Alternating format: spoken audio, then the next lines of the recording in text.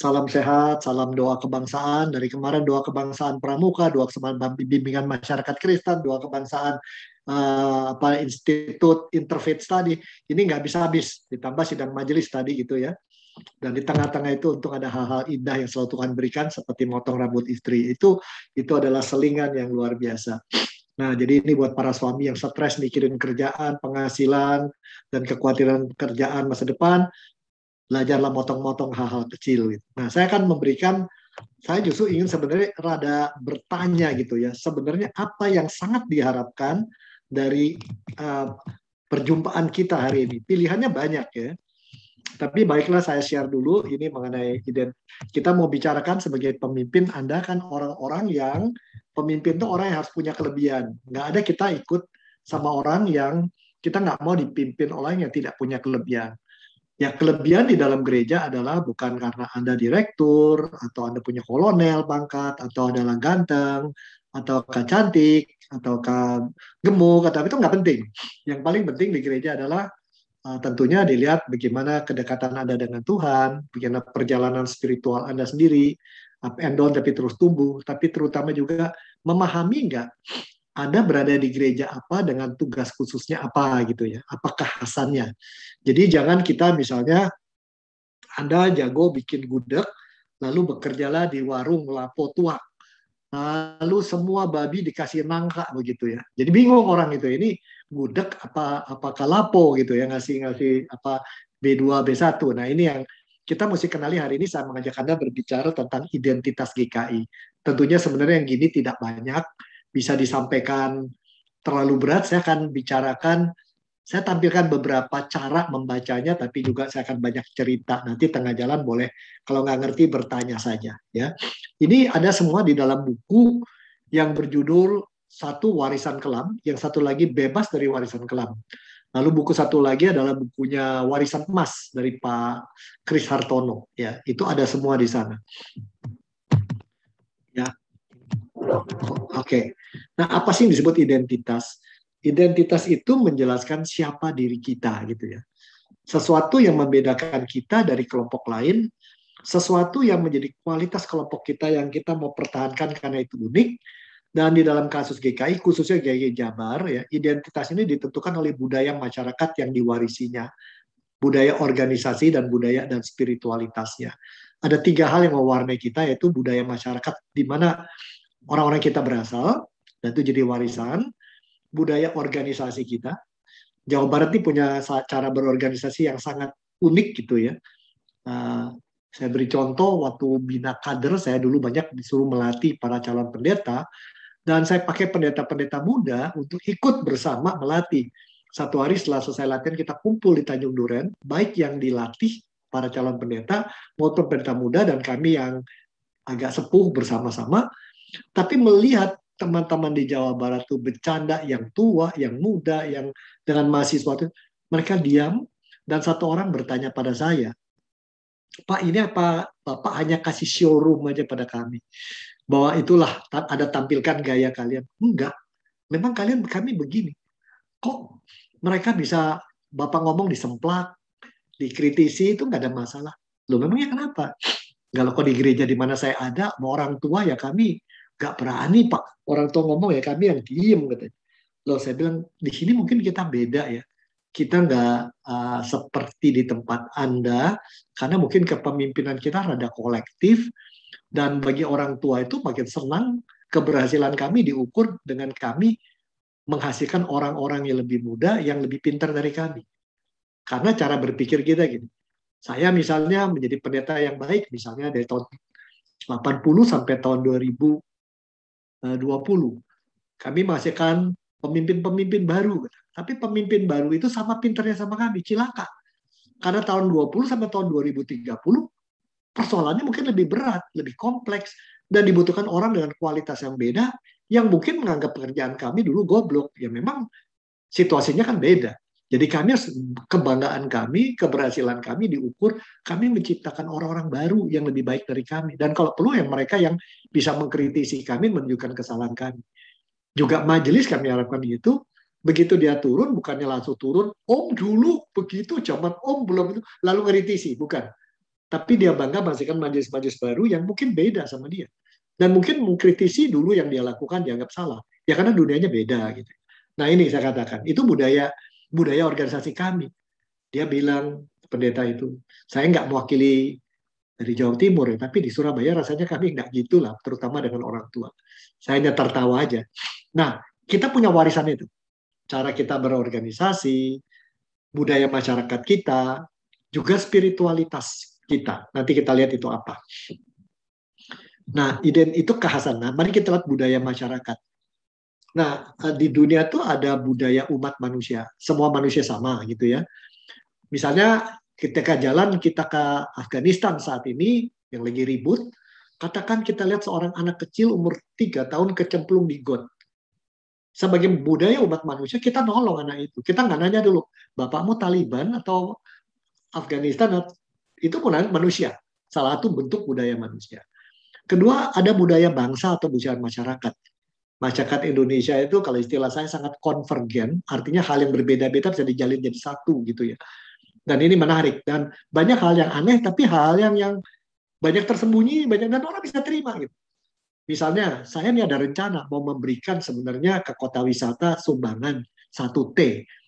Itu milik orang tua saya. Ada katanya di luar negeri, saya mau kasih 1T sama kota wisata. Tapi saya jadi takut, nanti kalau ditelisik, ternyata uangnya cuma 1M. Jangan-jangan saya jadi masuk surat kabar, bisa ditanyain KPK, polisi segala macam. Ada, Indonesia tuh lucu gitu ya. Ya sebenarnya saya mau kasih 1T nih, Bu Olga, pada kota wisata. 1T itu satu terima kasih. Ya, kalau nggak bisa 1M, satu makasih gitu ya. Nah, tapi nggak berani, nanti jadi persoalan itu kan. Jadi masuk di telisik, dulu di Acehnya saya tinggal di mana. Budaya masyarakat Indonesia tuh memang aneh gitu ya. Dikasih vaksin, ada yang nggak mau. Termasuk orang GKI. Alasannya nunggu Pfizer. Aneh gitu ya. Orang Pfizer aja katanya maunya Moderna. Yang Moderna di Singapura, kami lebih mau Sinovac. Loh kita udah dapat Sinovac, repot-repot amat.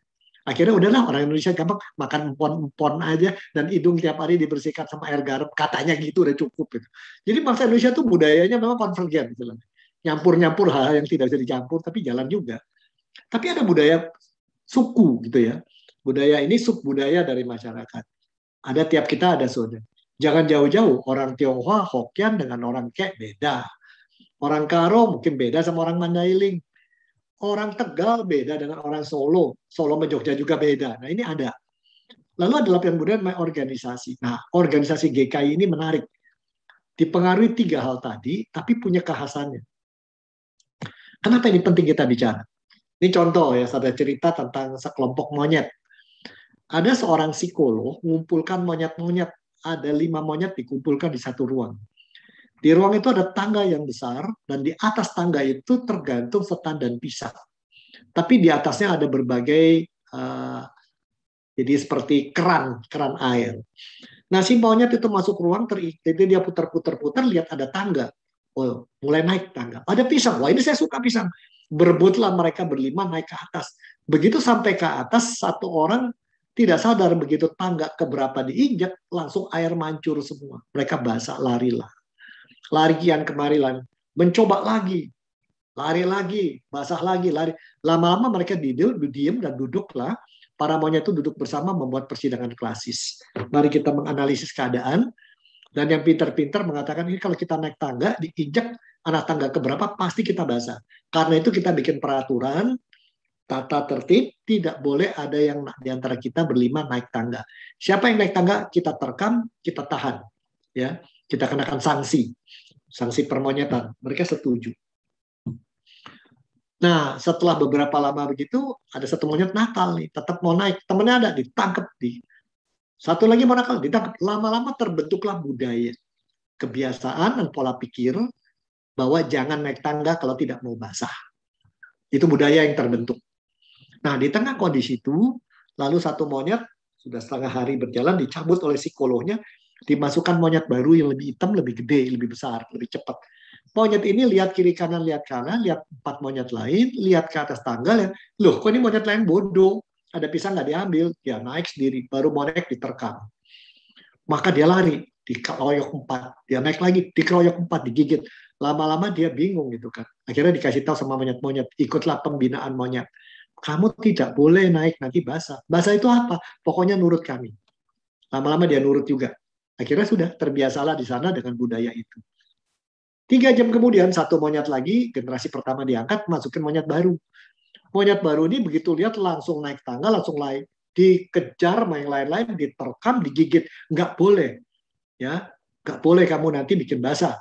Semua ngikutnya gigit, mempertahankan. Dia coba lari, coba naik lagi, digigit lagi. Nah, pertanyaan saya, monyet generasi kedua yang tadi yang besar itu, yang belum pernah basah, ikut ngegigit apa enggak? Menurut Anda?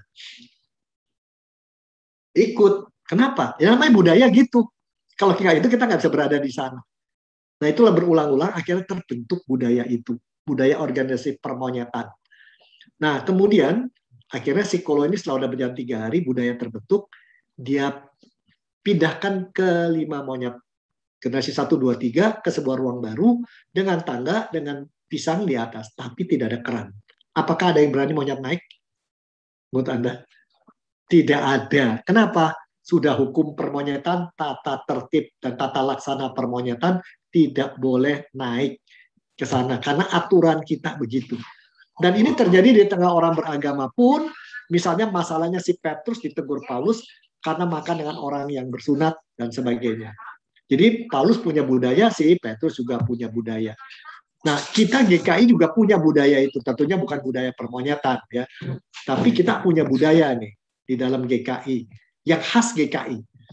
Tumbuh dari asalnya GKI. Dan tiap tempat pasti punya budayanya sendiri beda-beda. Tapi budaya GKI ada budaya organisasinya ya. Jadi kalau kita lihat secara pendek, budaya ini adalah seluruh perilaku manusia dan cara berinteraksi, cara berpikirnya, dan cara belajar mereka dan pikiran mereka belajar itu budaya kita. Ya, jadi ada pembelajaran, seluruh pola, dan itu diturunkan dari satu saat ke saat lain, ke satu generasi ke generasi lain. Dan ini kompleks.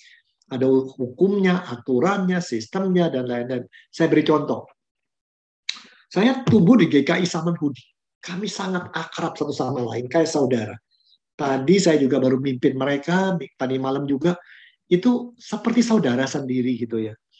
Ya, baik yang generasi yang kami bantu latih, seperti Ibu Monita, generasi tua di atas kami, itu kedekatan kami nggak tahu kenapa. Itu dari dulu, ketika tadi disuruh sharing apa yang Anda dapatkan dari pelayanan, itu sampai ada yang keluar air mata. Kita juga sampai begitu nyamannya satu sama lain. Nah, itu warnanya Samanhudi. Tapi Samanhudi punya beberapa hukum tidak tertulis.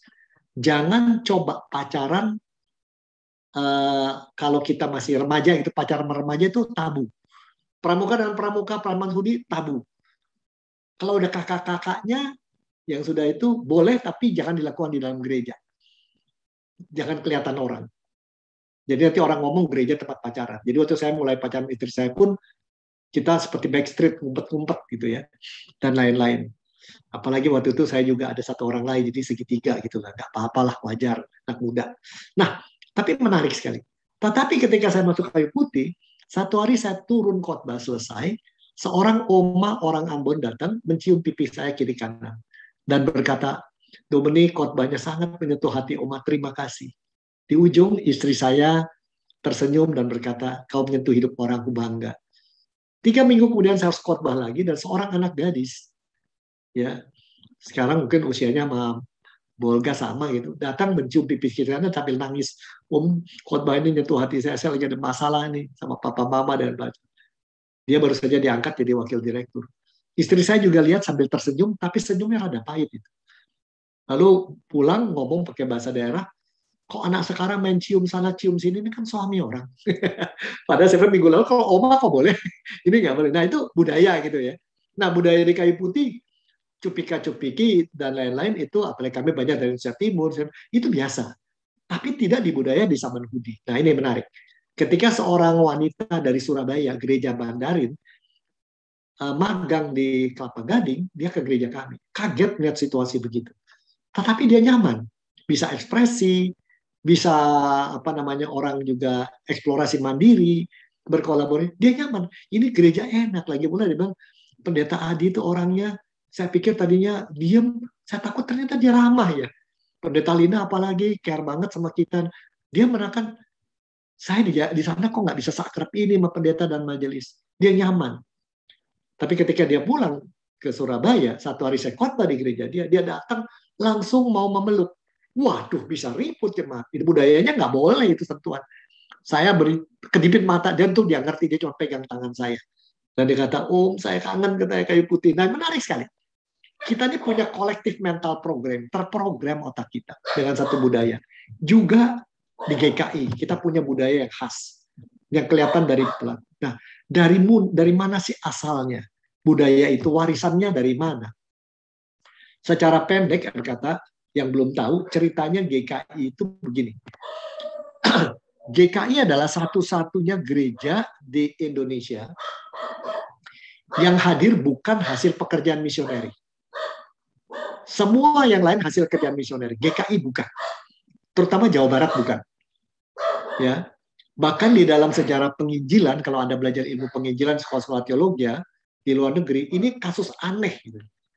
Ceritanya seorang bernama Ang Bun Sui, pedagang kelontong yang sudah beberapa generasi hidup di Indonesia, disebut Tionghoa peranakan.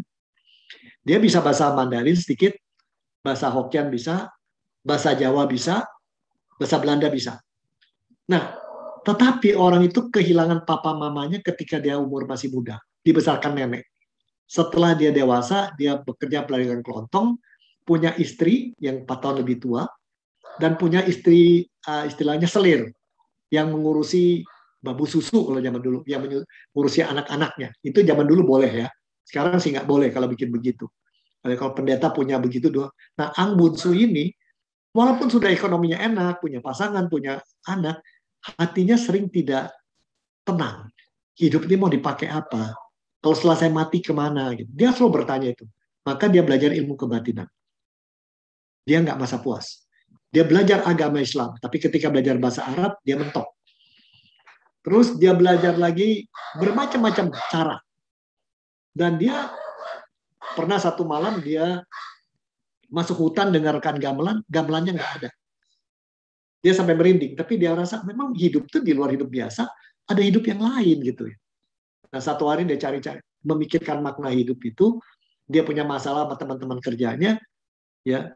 Dia bilang, aku ini bagaikan kayak jukung itu kapal yang hanyut di air Cimanuk, cuma ngapung, tapi nggak tahu menuju kemana. Nah, pada satu hari dia dalam perjalanan dari Indramayu ke Cirebon untuk membeli bahan makanan untuk dijual, jadi dia belinya dari sana. Tengah jalan, dia lewat satu rumah besar, ada seorang pria lagi baca buku, orang Belanda. Dia manggut dan sopan, dia berkata, selamat sore, orang selamat sore, mau kemana Tuan? Zaman dulu belum ada HP, jadi bisa ngobrol. Nah, saya mau lagi belanja. Berkali-kali begitu, akhirnya dia mampir, ngobrol lah. Waktu ngobrol, lama-lama saking nyaman, dia curhat mengenai tujuan hidup. Dia bingung. Dia bilang. Dan Bapak itu berkata, orang Belanda, saya kasih pinjam Anda buku bahasa Belanda ya. Bahasa Jawa ini, bahasa Jawa kuno, bukan sorry, bahasa Jawa ngoko ya, mau nggak? Boleh katanya. Itu Alkitab dan itulah dia baca berhari-hari dan akhirnya dia menjerit satu malam buta. Ini Mas Murni yang ku cari-cari udah puluhan tahun. Istrinya sampai kaget. Lalu sejak itu dia baca mendalam, dia ajak teman-temannya kumpul, jadi gereja rumah ya. Dia kumpulin di rumah. Terangin tentang Alkitab. Nah, orang Tionghoa itu suka belajar. Padahal di depan rumah dia ada kelenteng gede di Indramayu itu. Cuman zaman dulu kelenteng dan agama Buddha cuman mengulang-ulang aji-ajian, kata-kata, tapi orang nggak ngerti artinya apa. Di Alkitab itu dia terangkan sebagai di mana dia ngerti pada orang yang baru juga orang Tionghoa. Mereka saling ngajarin, bentuk kelompok kecil. Jadi gereja GKI itu mulai dari gerakan awam. Ya. Dan ini sangat akrab dengan Alkitab. Bukan berorganisasi tapi gerakan dan swadaya. Mereka kumpul cari duit sendiri untuk makan. Nanti pergi, aku mau ajak saudaraku sana, berangkat sendiri dengan biaya sendiri. Jadi nggak pakai budget segala macam. Jadi inilah hasilnya kelompok-kelompok kecil sampai akhirnya sampai ke Pengampon, sampai ke Bandung, dari Bandung sampai ke Cicurug, sampai Sukabumi. Jadi Jawa Barat itu tidak dimulai pekerjaan sending. Kenapa? Belanda yang datang ke Indonesia di abad itu berpikir bahwa orang Tionghoa adalah pembuat orang Indonesia yang disebutnya bumi putra waktu itu miskin. Padahal miskin itu karena antara berapa orang Tionghoa dengan bupati-bupati dengan residen, dengan orang Belanda mengambil pajak rakyat dengan cara yang benar-benar rakyat dirugikan. Ya, disitulah, dan orang Tionghoa juga kalau orang nggak bisa bayar pajak dengan duit, suruh dikasih pinjam duit. Jadi mereka jadi peminjam duit juga, lama-lama jadi debt kolektor juga. Jadi dibenci. Nah, jadi lihat orang-orang Tionghoa. Jadi Belanda itu misioner yang datang, waktu itu misinya adalah memberdayakan juga para Bumiputra, bikin sekolah, tapi yang Tionghoa tidak. Jadi ada sekolah Belanda, sekolah Bumiputra, tapi tidak ada sekolah orang Tionghoa. Kecuali sekolah yang dibuat namanya Tionghoa Hue, yang mau membawa agama Konghucu, Neo-Konghucu. Yang sampai sekarang sekolah itu juga ada, Pahwa namanya. Nah ini, jadi orang-orang Tionghoa kayak gini tidak berpendidikan, tapi biasanya dagang, dan mereka tidak ada Belanda yang mendidik, dia coba mendidik diri sendiri. Jadi mereka terjadi multiplikasi sendiri. Ini dalam sejarah misi sedunia belum pernah ada. Jadi tolong dicatat ini, dalam sejarah dunia misi tidak pernah ada kayak begini. Tapi kemudian setelah itu baru Belanda, beberapa misioneri ini mesti dibantu, ikut masuk ke dalam dan menolong mereka. Dan itu asal mulanya GKI, jadi diwarnai dengan warna akrab dengan Alkitab. Tiap orang mendalami Alkitab dengan serius, membaca Alkitab dengan sungguh. Mami mertua itu saya meninggalkan satu dahbook itu, jurnal ya, buku harian. Tiap hari dia baca Alkitab dan dia tulis respon dia terhadap itu. Saya terharu ya. Sekian puluh tahun dia lakukan itu sebelum dia meninggal, juga kakaknya. Dan mereka dalam melayani Tuhan tuh nggak pernah mikir-mikir dan ada duit apa nggak ada. Dia swadaya. Dan mereka juga merupakan satu gerakan. Dan akhirnya merupakan gerakan awam. Jadi tidak dianggap pendeta itu nomor satu. Tidak pastor sentris. Dan ini sangat berbeda dengan berbagai gereja yang lain yang di Indonesia. Di tempat lain karena tergantung pada misioneris, berpusat misioneris, kemudian pada pendeta, dan baru berapa penatua. Di kita enggak, gerakan awam. Ini warna kita. Ini identitas kita sampai sekarang. Ya. Dan itu saya berkecimpung di beberapa gereja lain juga ya. Dengan gereja Tionghoa juga ada. Saya juga berkecimpung di GPIB. Lalu berkecimpung juga di gereja-gereja di Timor. Di situ pendeta itu sangat dihormati. Dan ketika rekan pendeta sana datang melihat gaya kita di sini, kaget mereka. Kok wibawa Bapak nggak kelihatan gitu? Loh, wibawa apa gitu? Nah ini warna kita. Ya, ini dulu pertama. Itu warna yang mewarnai budayanya GKI, identitas kita ini. Jadi gerakan awam. Jadi tidak menunggu gitu ya. Ruang untuk kreasi awam tinggal. Yang kedua, baru setelah sending Belanda masuk, dan dia kerjanya gila ya. Yang di Indramayu itu, dia jam 5 pagi sudah doa pagi, jam 7 melatih ibu-ibu berdoa, jam 9 katekisasi dan kayak sekolah minggu, jam 3 sore mengajar ini. Itu membuat warna itu kerja keras. Pendeta GKI itu, kemudian banyak pendeta banyak tempat, kerja kerasnya gila-gilaan. Jadi kalau saya cerita sama teman-teman yang lain, kita kerja gini-gini, apalagi dalam masa digital ini, mereka bercanda kamu, enggak, aku serius, padahal aku sudah emeritus. Tapi lihat teman-teman yang muda, dia lebih gila. Saya nggak bisa kalau nggak kerja, karena dari kita diwarnai itu. Nah, lalu kemudian Belanda itu sangat menekankan kerapihan, kerja keras, pastor sentris, ya sangat, peranan pastor sangat luar biasa, dan sangat menekankan tanggung jawab, dan konsistennya tinggi sekali. Secara umum ya.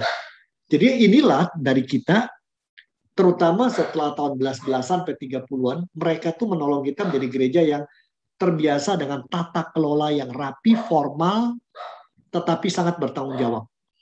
Nah, Anda mungkin boleh bangga dengan GKI. Kalau lihat sejarah GKI sekian panjang, dari tahun 1867, cari penyelewengan keuangan, penyalahgunaan kuasa, dan lain-lain, sangat minim. Bukan nggak ada. Sangat amat minim. Ya. Dan itu rapi. Tapi gereja yang Belandanya terlalu kencang, terutama pastor sentrisnya Belanda terasa, itu formalnya sangat kuat. Jadi maaf, misalnya kalau saya bandingkan Bandung ya. Bandung antara sama-sama GKI, yang satu Jateng dan satu Jabar. Yang dari Jabar itu informalitasnya tinggi, kekeluargaannya kuat. Tapi akuntabilitas tinggi. Kalau yang di bawah yang Jateng ada banyak warna sanding, itu formalnya lebih kuat, lebih formal, terasa gitu ya. Dan mereka pinter analisis. Nah, kira-kira ini dua budaya itu menyatu di kita. Jadi budaya yang istilah saya kewirausahaan dan kekeluargaan Tionghoa dengan budaya yang Belanda yang formal dan bertanggung jawab ini menyatu.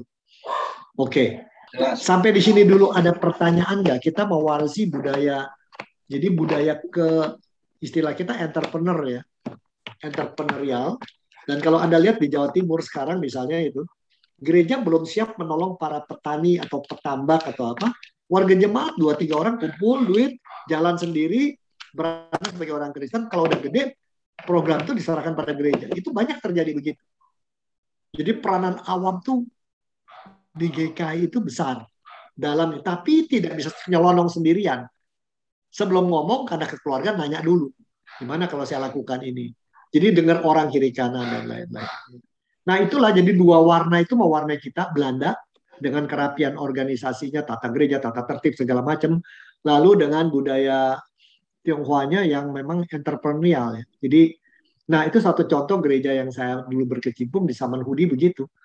Jadi sekarang pun ada ibu-ibu di Samanhudi, dia mengalami mujizat setelah menikah pada umur 35-an, ternyata suaminya satu persatu bagian badannya makin sakit, kayak sakit kanker tulang. Dan suami sudah menyiapkan dia sebelum aku meninggal, kamu mesti gini. Ternyata tapi tetap melayani. Dengan uang maupun apa, di dalam gereja dan di luar gereja. Lalu satu saat, entah gimana kok, mereka berdua menyiapkan yang terburuk, sakitnya hilang. Sampai sekarang sakitnya hilang gitu ya. Sehingga mereka masa berhutang sama Tuhan, dia kumpulkan teman-teman, banyak waktu pelayanan ke daerah, kepada anak-anak. Nah, banyak itu. Sama dengan mungkin Anda tahu pelayanan sekolah minggu untuk anak-anak berkebutuhan khusus di Kayu Putih. Itu kan bukan dari program gede dulu, tapi mulai dari beberapa orang yang kumpul-kumpul, kenapa nggak bikin begini, gini. Mulai-mulai jalan, pendeta Yesi kalau nggak salah ya. Lalu istri saya masuk, akhirnya jadi program resmi. Jadi semuanya organik istilahnya ya. Mulai dari bawah, kalau dia nggak baik, akhirnya diambil alih, jadi besar. Jadi modelnya nggak rapat dulu, mikir dulu, diskusi dulu, konferensi dulu, baru kerja. Gayanya begitu tuh ya. Gaya pengusaha Tionghoa yang melihat opportunity tidak kelamaan langsung berini. Kalau Belanda nggak, dibikin sistem dulu. Nah, dua warna itu ada di kita. Dan ini bisa membingungkan kalian. Nah, bagaimana interaksi GKI mula-mula dengan gereja lain yang ada di sekitarnya? Nah, pada waktu itu, gereja yang datang dari Belanda datang kan membuat gereja yang pertama itu di tahun 16 berapa setelah itu dipindah apa di dekat Sion gitu ya. Yang sekarang GPIB Sion dan yang di kota itu yang model-model gitu. Gereja-gereja itu atau yang sekarang GPIB itu tuh gereja yang dibayar pendetanya oleh Belanda kan. Ya tuh gereja-gereja yang buat Belanda tuh punya aneh. Keras aturannya. Ya, moralnya apalagi orang Belanda di sini dulu waktu penjajahan itu banyak cari bini muda ya dari Makassar, dari mana gitu dan lalu istri muda punya anak mau dibawa ke Belanda gitu. Itu lucu. Kalau orang lokal anggota jadi Kristen lalu katakan berzina, itu hukumnya nggak ada ampun. Tapi kalau Belanda bisa ditawar gitu. Nah itu satu ya.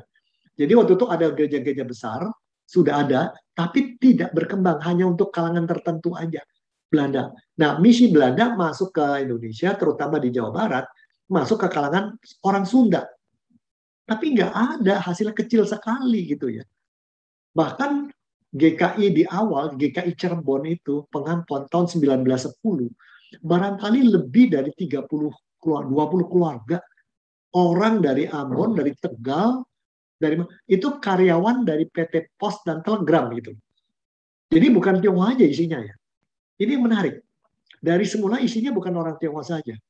Nah, gereja mana pada waktu itu ya cuma ada ya itu GKP gitu. Dan mungkin 1-2 Pentakosta mungkin ada, tapi kecil sekali. Dan ini mereka berkenalan dan tidak bersaing, tidak apa. Tapi kemudian Belanda memisahkan, nggak boleh disatukan ketika saya masuk. Tionghoa sendiri, yang Pasundan sendiri. Jadi GKP dengan kita aslinya satu, dipisah gitu oleh Belanda. Oh sempat ada yang berontak nggak mau terima. Nah, baru di tahun 1900 berapa itu masuk gereja Metodis. Itu dari Singapura ya misinya. Nah, di situ menarik. Gereja Metodis masuk ke Indonesia, cara berpikir Amerika dan Inggris lebih cepat. Dia lebih banyak marahi orang Tionghoa jauh lebih cepat dari Belanda. Di situ Belanda merasa terganggu. Terjadilah bikin konferensi supaya jangan berkelahi di tanah misi, maka akhirnya satu titik tertentu Metodisnya diminta pindah lebih konsentrasi ke Sumatera, sampai sekarang Medan kekuatan dia, dan di Kalimantan. Belandanya di sini. Nah, hubungan antara Metodis dengan itu yang kemudian juga kelompok yang di Gereja Kristus itu ya, dulu namanya Gereja Metodis gitu kan, dengan GKI, kemudian terjadi penyatuan asosiasi tahun berapa ya, 1930-an ya, 20-30-an ada asosiasi gereja-gereja Tionghoa Indonesia sampai ke Ambon segala, sampai ke Timor. Jadi hubungannya begitu pada waktu. Tapi di awalnya gereja kita GKI itu nggak dianggaplah kecil ya. Gereja Tionghoa hanya dianggap kalangan Tionghoa sendiri. Jadi ada periodenya ya, 1860-an sampai tahun 19 itu saat didirikan ya orang-orang sederhana ya, nggak punya apa-apa, cuman semangatnya tinggi. Kemudian Belandanya masuk, mulai dirapikan. Nah di situlah ada Metodis, ada kita, ada Pak Sundan dan lain-lain. Tapi kemudian muncullah gereja-gereja Tionghoa lain, ini mau disatukan.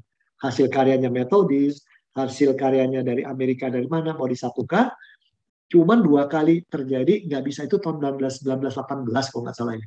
Penyatuan 2 kali sidang raya nggak berhasil. Sekarang itu impian dilanjutkan oleh PGTI, oleh gereja motornya GKY.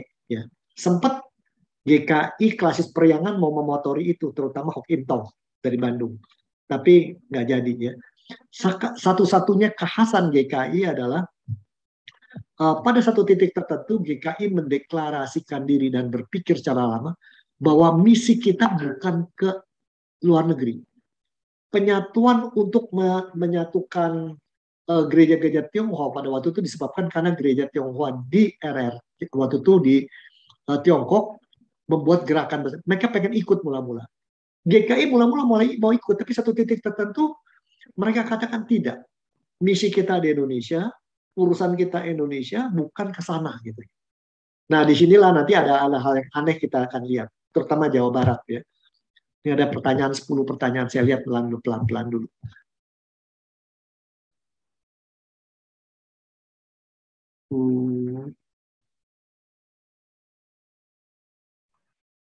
Ya, kira-kira.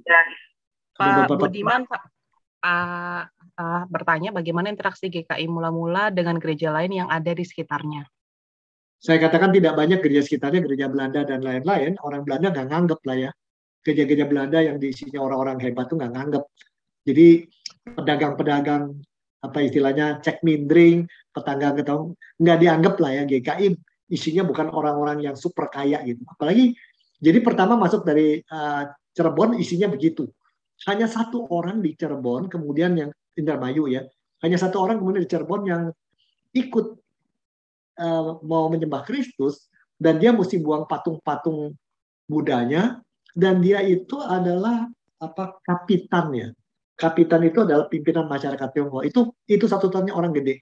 Yang lain orang-orang sederhana saja, orang-orang biasa. Jadi tidak ada banyak interaksi dengan gereja. Kita catatnya sih begitu. Ya kalaupun ada tidak banyak. Dengan gereja Pasundan, jadi di awal memang gereja kan nggak banyak gitu ya. Hanya Belanda-Belanda itu yang gede. Dan Belanda tidak ingin misioneri maupun gereja mengganggu kehidupan kolonialisme. Ya, jadi buat dia keseimbangan harus dijaga. Nanti kemudian di tahun 30-an ada bermacam-macam gereja, ya GKI dengan Metodis juga pernah kerjasama sama-sama Tionghoa, tapi kemudian terjadi semacam pemisahan. Itulah gereja Kristus, kita sendiri, dan lain-lain. Tanya lagi ya? Yang kedua dari Pak Hendra. Pak Hendra ini nanya apa ini Pak, perbedaan utama penginjilan Zending dengan Nommensen. Oke. Gaya pendidikan, pada prinsipnya Eropa tuh punya cara yang sama. Datang ke dunia ketiga untuk menyelamatkan jiwa-jiwa yang masih tersesat, gitu kan caranya ya. Nah, bedanya gini adalah Eropa Barat, Belanda, Jerman, Swiss, dan lain-lain, ke Indonesia stylenya nggak beda-beda jauh ya. Terutama Belanda Jerman nggak beda jauh. Jadi Nommensen dan Belanda tuh nggak beda-beda jauh. Cuman bedanya satu. Kalau Nommensen tidak dilindungi negara. Kalau misi-misi Belanda tuh diperhatikan negara, kadang-kadang dibantu, tapi juga tidak tapi mereka patuh juga itu. Jadi tidak masuk ke satu daerah kalau bisa menimbulkan persoalan bagi pemerintah. Kalau Nomensen punya lebih bebas gitu ya. Dan Nomensen kedua adalah Nomensen datang ke Tanah Batak itu setelah beberapa misioneri yang ditolak. Ya, Nomensen punya pemahaman tentang kultur rasanya lebih serius ya, lebih mendalam daripada ini. Tapi gayanya kurang lebih ya sama. Pokoknya yang di ladang misi itu dianggap orang-orang yang quote unquote perlu ditolong, tidak tahu apa-apa. Tapi jarang sekali orang mendalami budaya mereka. Kalaupun ada, rasanya superficial. Karena mental Eropa begitu ngelihat kita gitu. Cuman Jerman sama Swiss tidak separah di Belanda. Itu yang saya bisa katakan. Ya. Tapi nanti ada menarik lagi, ada misi dari Tiongkok ya. Ada misi dari Tiongkok. Nah, satu-satunya misi Belanda yang aneh adalah namanya Mr. Anting. Dia mengatakan gini, satu misi di satu desa, satu kota, satu suku harus dilakukan oleh orang dari sana sendiri. Jadi dengan pemikiran itu muncullah satu gerakan misi yang bertentangan dengan misi-misi Belanda yang didukung gereja besar dan dibantu pemerintah. Nah ini misi itu dia jadi untuk ketengah orang Tionghoa di Jakarta, misalnya dia datangkan orang dari Guangzhou yang ngerti budaya Tionghoa pelantauan. Itulah yang akhirnya jadi gereja petekwan atau perniagaan. Dari situ keluar bermacam-macam gereja lain. Termasuk gereja yang pakai bahasa Mandarin itu pecah dua ya. Bukan pecah lah, tapi pisah. Yang pakai bahasa Mandarin dan pakai bahasa Melayu dan lain-lain. Nah itu mereka penginjilannya adalah menginjili orang, bawa orang dari budaya itu. Nah, itu yang khas, tidak ikuti cara Belanda ya. Kekhasan lain adalah di budaya sending Belanda yang masuk ke tanah Jawa, umumnya sangat diwarnai pietisme. Pietisme itu memisahkan hidup duniawi dengan dunia hidup kudus. Altar dengan pasar dibeda. Jadi dualismenya kuat. Jadi kesalehan yang dipertekankan sangat kuat kesalehan. Tidak minum bir, tidak main dadu koprok, tidak berzina, tidak selingkuh, tidaknya banyak. Dan menjaga kesalehan luar biasa. Dan itu warna GKI. Jadi kalau ada pendeta ngerokok di tahun 60-an, wah itu nggak punya karir lah istilahnya, habis. Baru setelah kemudian nanti masuknya teologi-teologi yang lebih bebas dari Amerika, mulailah ada pendeta yang merokok, minum bir, dan sebagainya. Ya. Aneh ya. Tapi pada orang pietis itu no, nggak mungkin lah. Nggak bisa. Bahkan pendeta juga harus berpakaian sederhana, hidup dalam kondisi sederhana, bahkan mirip biksu yang dihargai itu yang hidup sederhana. Diharapkan demikian begitu ya. Nah, di Nomensen mungkin tidak terlalu seperti itu. Ya, saya tidak berani bicara terlalu banyak tentang Nomensen karena saya bukan ahlinya gitu ya. Walaupun tahu ya. Ada lagi pertanyaan berikutnya? Ada satu lagi. Ya. Apa ada sumbangan gerakan saat itu untuk kemerdekaan Indonesia? Oke, ini menarik. Ini kita baru ngomong tahun 18 sampai tahun 30 ya. Nah, pada tahun 30 itu, jadi tahun 20-30 itu orang habis-habisan mau bikin gerakan penyatuan gereja. Ngikutin kayak di Tiongkok. Tapi nggak jalan gitu kan, nggak begitu lo berhasil. Akhirnya gereja tuh GKI macet. Nggak berkembang gitu-gitu aja. Ini menarik ya. Habis energinya untuk bicarakan organisasi dan nggak berkembang. Kerohaniannya nggak berkembang, dinamikanya hilang. Dinamika gereja awalnya juga hilang. Apalagi warna Belanda banyak yang menganggap rendah budaya Tionghoa. Ya. Ini jadi masalah isu gitu ya. Jadi Belanda tidak mengizinkan kalau misalnya seorang Tionghoa punya saudaranya mati datang bawa dupa menghormati, itu dianggapnya menyembah gitu ya. Itu mereka melihatnya begitu, lalu dilarang gitu ya. Nah, kemudian di tahun 1930-an muncul seorang bernama John Sung dari Tiongkok. Dia punya gelar dari Harvard apa Yale. Kelayar keluyur Indonesia bikin KKR dari Surabaya sampai kemana-mana. Maka gereja-gereja Tionghoa apapun bentuknya yang dari Kalam Kudus, ya itu sangat kembali bergairah. Dan dia selalu mengatakan tugasmu bukanlah menjadi orang Kristen hanya kasarnya gini, bukan hanya beragama Kristen, main di gereja, aktif di gereja, bukan. Setiap kamu mencari orang yang belum kenal Tuhan, mendekati dia, menolong dia supaya bisa mengenal kasih Tuhan. Kalau enggak itu kamu bukan Kristen benar-benar, istilahnya gitu lah. Kamu itu seperti apa namanya, orang yang memisah hidup menggunakan Tuhan untuk kepentinganmu. Kamu tidak ikut mengabdi buat Tuhan benar-benar. Nah, itu menjadi semangat besar, dan itu dampak itu besar ketika tahun 40-an. Ketika terjadi perjuangan kemerdekaan dan lain-lain. Nah, sebelum itu GKI sudah menyatakan kita adalah bagian Indonesia. Misi kita bukan ke Tiongkok, tapi ke Indonesia. Nah, tapi ada di tengah GKI sekelompok orang yang pakai bahasa Mandarin. Itu yang klasis Priangan itu. Mereka punya pikiran waktu itu misinya ke Tiongkok. Ya, kepada nenek moyang mereka supaya jadi kenal Tuhan, bukan di sini. Ini beda nih bagi kita. Tapi bisa berjalan bersama. Nah, pada waktu itu timbul persoalan, kita mau disatukan sebagai sinode gaya GPIB, sentralistik, atau federasi. Seperti sekarang kan banyak GSRI, segala macam. Federasi di mana sinode juga hanya mengumpulkan orang 5 tahun sekali kumpul, diskusi, lalu bubar lagi. Nggak ada apa-apa. Nah, kita mengambil pilihan presbiterial sinodal. Nanti kita lihat artinya, kita menekankan tidak sinode sebagai pusat, tapi sebagai dirigen besar.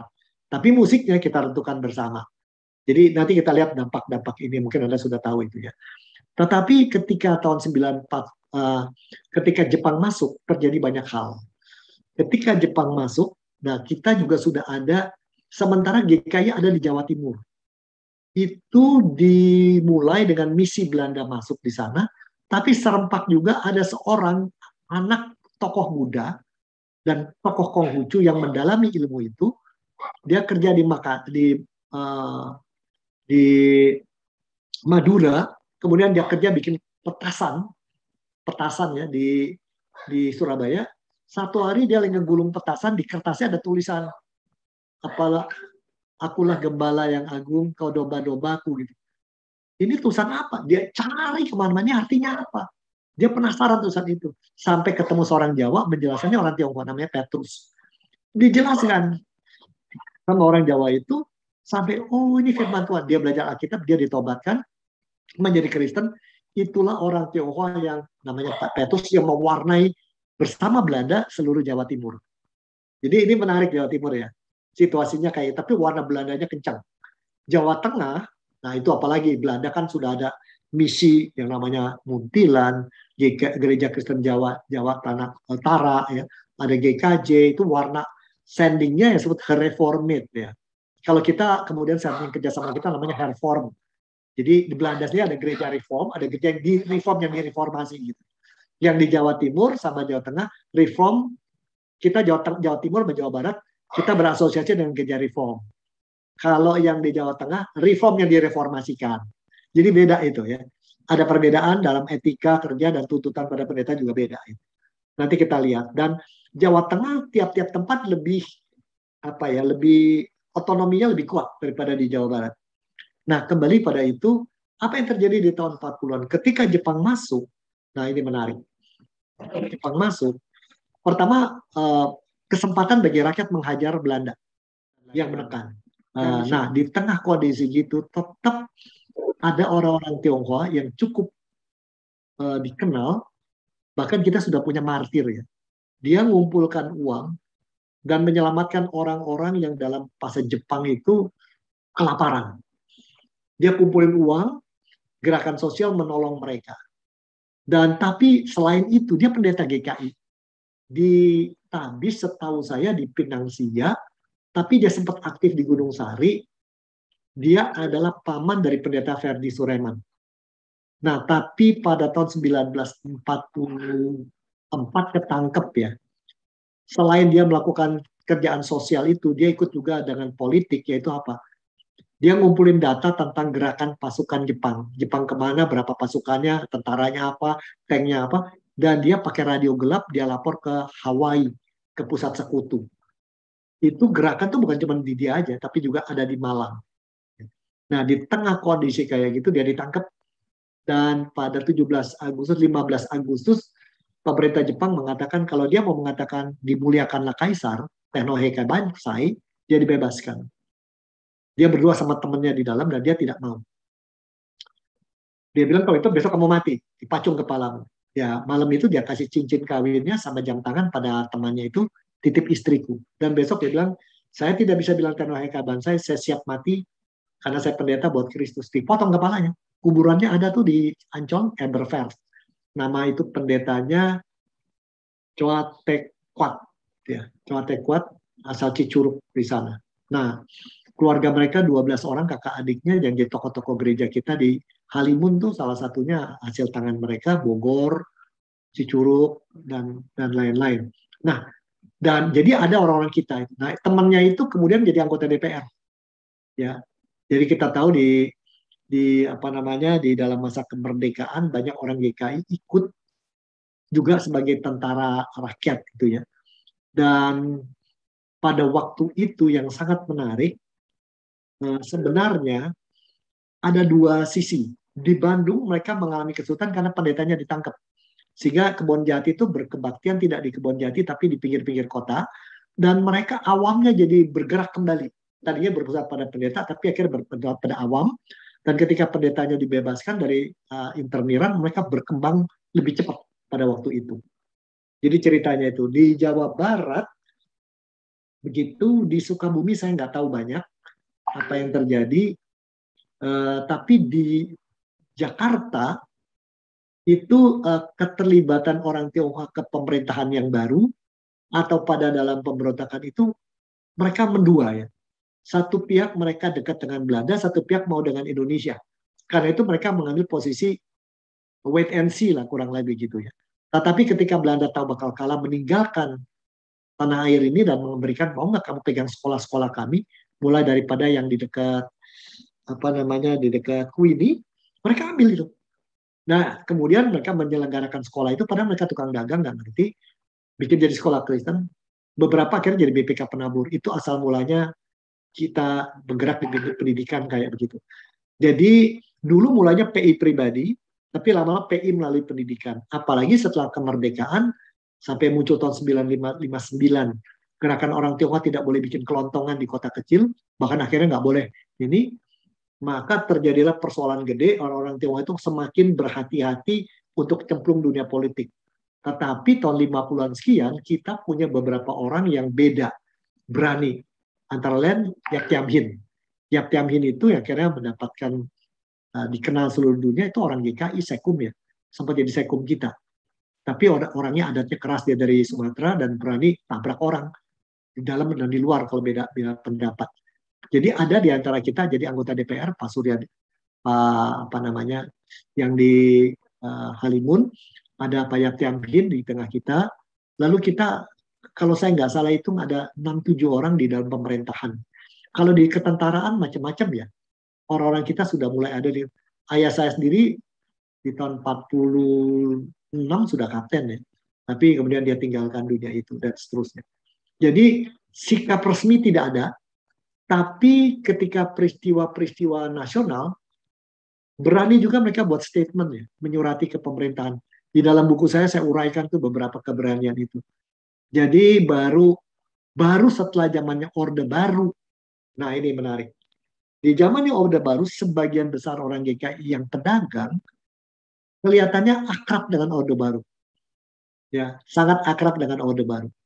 Jadi di situ persoalan-persoalan di kalangan muda ada ketidakpuasan, tapi di tengah banyak para majelis-majelis besar dekat dengan Orde Baru. Dan itu yang menarik ya. Dan jadi bukan nggak ada, cuman orang GKI cenderung untuk berhati-hati untuk cemplung begitu. Ada pertanyaan lagi? Kalau nggak nanti saya lanjutkan.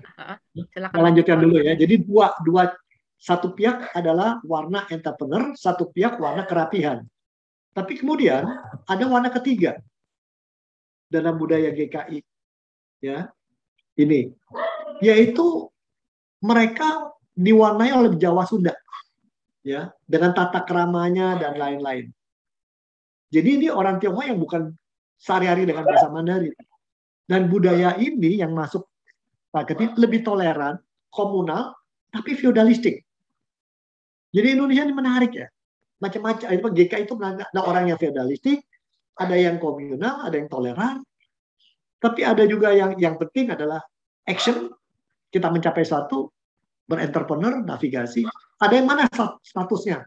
Ini kadang-kadang membingungkan. Mana tata gerejanya? Mana aturannya? 3 macam dorongan itu ada di kita. tergantung gerejanya. Yang keempat, Pendeta Nathan Setiabudi pernah mengatakan GKI pada dasarnya gereja urban. Gereja yang ada di kota-kota besar, terutama Jawa Barat, kelihatan banget. Jarang sekali di desa. Ya, beda kalau kita ke Lampung, pedalaman dan lain-lain. Jadi manusia perkotaan. Ini sekarang apalagi dengan dunia digital, GKI itu orang digitalnya banyak banget ya. Dan orang-orang digital itu sangat menekankan ekspresi, eksplorasi, dan kolaborasi. 4 warna itu ada di dalam GKI. Jadi kalau diwarnai begini kurang lebih. Ya, kurang lebih kalau diwarnai seperti inilah. Seperti ini. Jadi budaya Tionghoanya ya hati-hati, was-was mengenai dunia, ya, khawatir dan dengan orang yang lebih tinggi senioritasnya dihormati tapi tidak sampai tunduk gitu ya. Orientasi pada materinya kuat. Yang penting mencapai materi dan memelihara. Nah, cara berrelasinya jaga perasaan, jaga muka orang, jangan bikin malu orang depan umum. Hutang budi diingat dan harus kita bayar budi. Orientasinya jangka panjang, menekankan kesetiaan, tahan perasaan dan kesungkanan. Pandangan tentang kerja yang penting teliti, hati-hati, rinci, tahan banting. Tujuan hidupnya memang mencari penghargaan, diakui dan dihormati dan seterusnya. Nah, kalau Belanda yang penting rapi, relasional, rasional, disiplin, atau organisasinya jelas dan seterusnya. Ya, dia ingin mengaktualisasikan diri. Kalau warna Indonesianya yang paling penting harmoni gitu ya. Harmoni, tidak terlalu pusing dengan materi, kekeluargaan, pemaaf, ya, dan tujuan hidup menyelaraskan diri, tahu tempat. Kalau gereja budaya urban, lain, egalitarian, konsumerismenya tinggi, pragmatis, yang penting hasil nyata, ya, hubungan antar manusia, ya secukupnya, yang penting fungsional, ya, dan bisa memisahkan iman dari hidup sehari-hari, dan mobilitasnya tinggi, bisa pindah sana, pindah ini. Dan ditambah dengan budaya digital, hal yang baru dimasuk nih, jadi ada yang kelima, budaya digital. Budaya digital itu membuat orang anggotanya GKI, ibadahnya JPCC, pemahaman Alkitab IGCF, lalu untuk doa ikut dari IIS, bisa multi komunitas, jadi anggota multi komunitas, dan ini meningkat orang-orang yang kayak gitu. Ini menarik buat kita, ya. Nah, inilah di sisi ada sisi negatifnya juga, jadi 4 warna. Budaya Tionghoa itu bukan budaya yang seringkali untuk Indonesia membuat orang-orang Tionghoa itu sulit percaya pada orang di luar kalangannya. Bisa ada yang materialistis dan biasanya mencegah konflik. Apalagi terlibat di pemerintahan itu banyak takut itu ya. Komunikasinya tertutup, ya, paternalistik, dan kalau orang yang dianggap mengkhianati kejam mereka ya. Bisa cut itu ya. Nah kalau itulah kalau dalam sekarang ekonomi lagi begini, banyak pengusaha itu ambil tindakan, ya sudah, walaupun orang itu 20 tahun kerja sama saya, sudah, sampai sini aja gitu.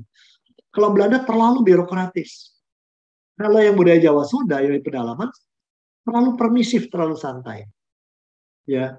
Lalu budaya urban sangat egosentris dan menghalalkan segala cara, katanya begitu. Ini sisi negatifnya. Jadi 4 ini berkelindaan di kita. Ditambah budaya digital sekarang, ditambah lagi budaya yang bukan Jawa Sunda yang sudah ada di kita. Jadi boleh kata ada 6 jenis budaya yang sedang indah, belum ada studi mendalam tentang yang 2 terakhir. Saya sedang mencoba membaca budaya digital untuk kelima budaya ini. Nah, jadi budaya organisasi GKI diwarnai ini. Nah, budaya GKI itu seperti apa? Jadi bisa budaya itu organisasi yang sangat menekankan klan, budaya klan. Ini fleksibel, tahu batas, ya, terintegrasi, dan ini budaya klan itu menekankan apa? Menghormati satu tokoh di sana. Ikut dia, kita tahu diri, kita setia. Ini gereja-gereja Pentakosta biasanya gitu. Setia pada pendeta dan keluarganya pendeta. Tapi ada budaya lain, budaya kontrol dan hierarki.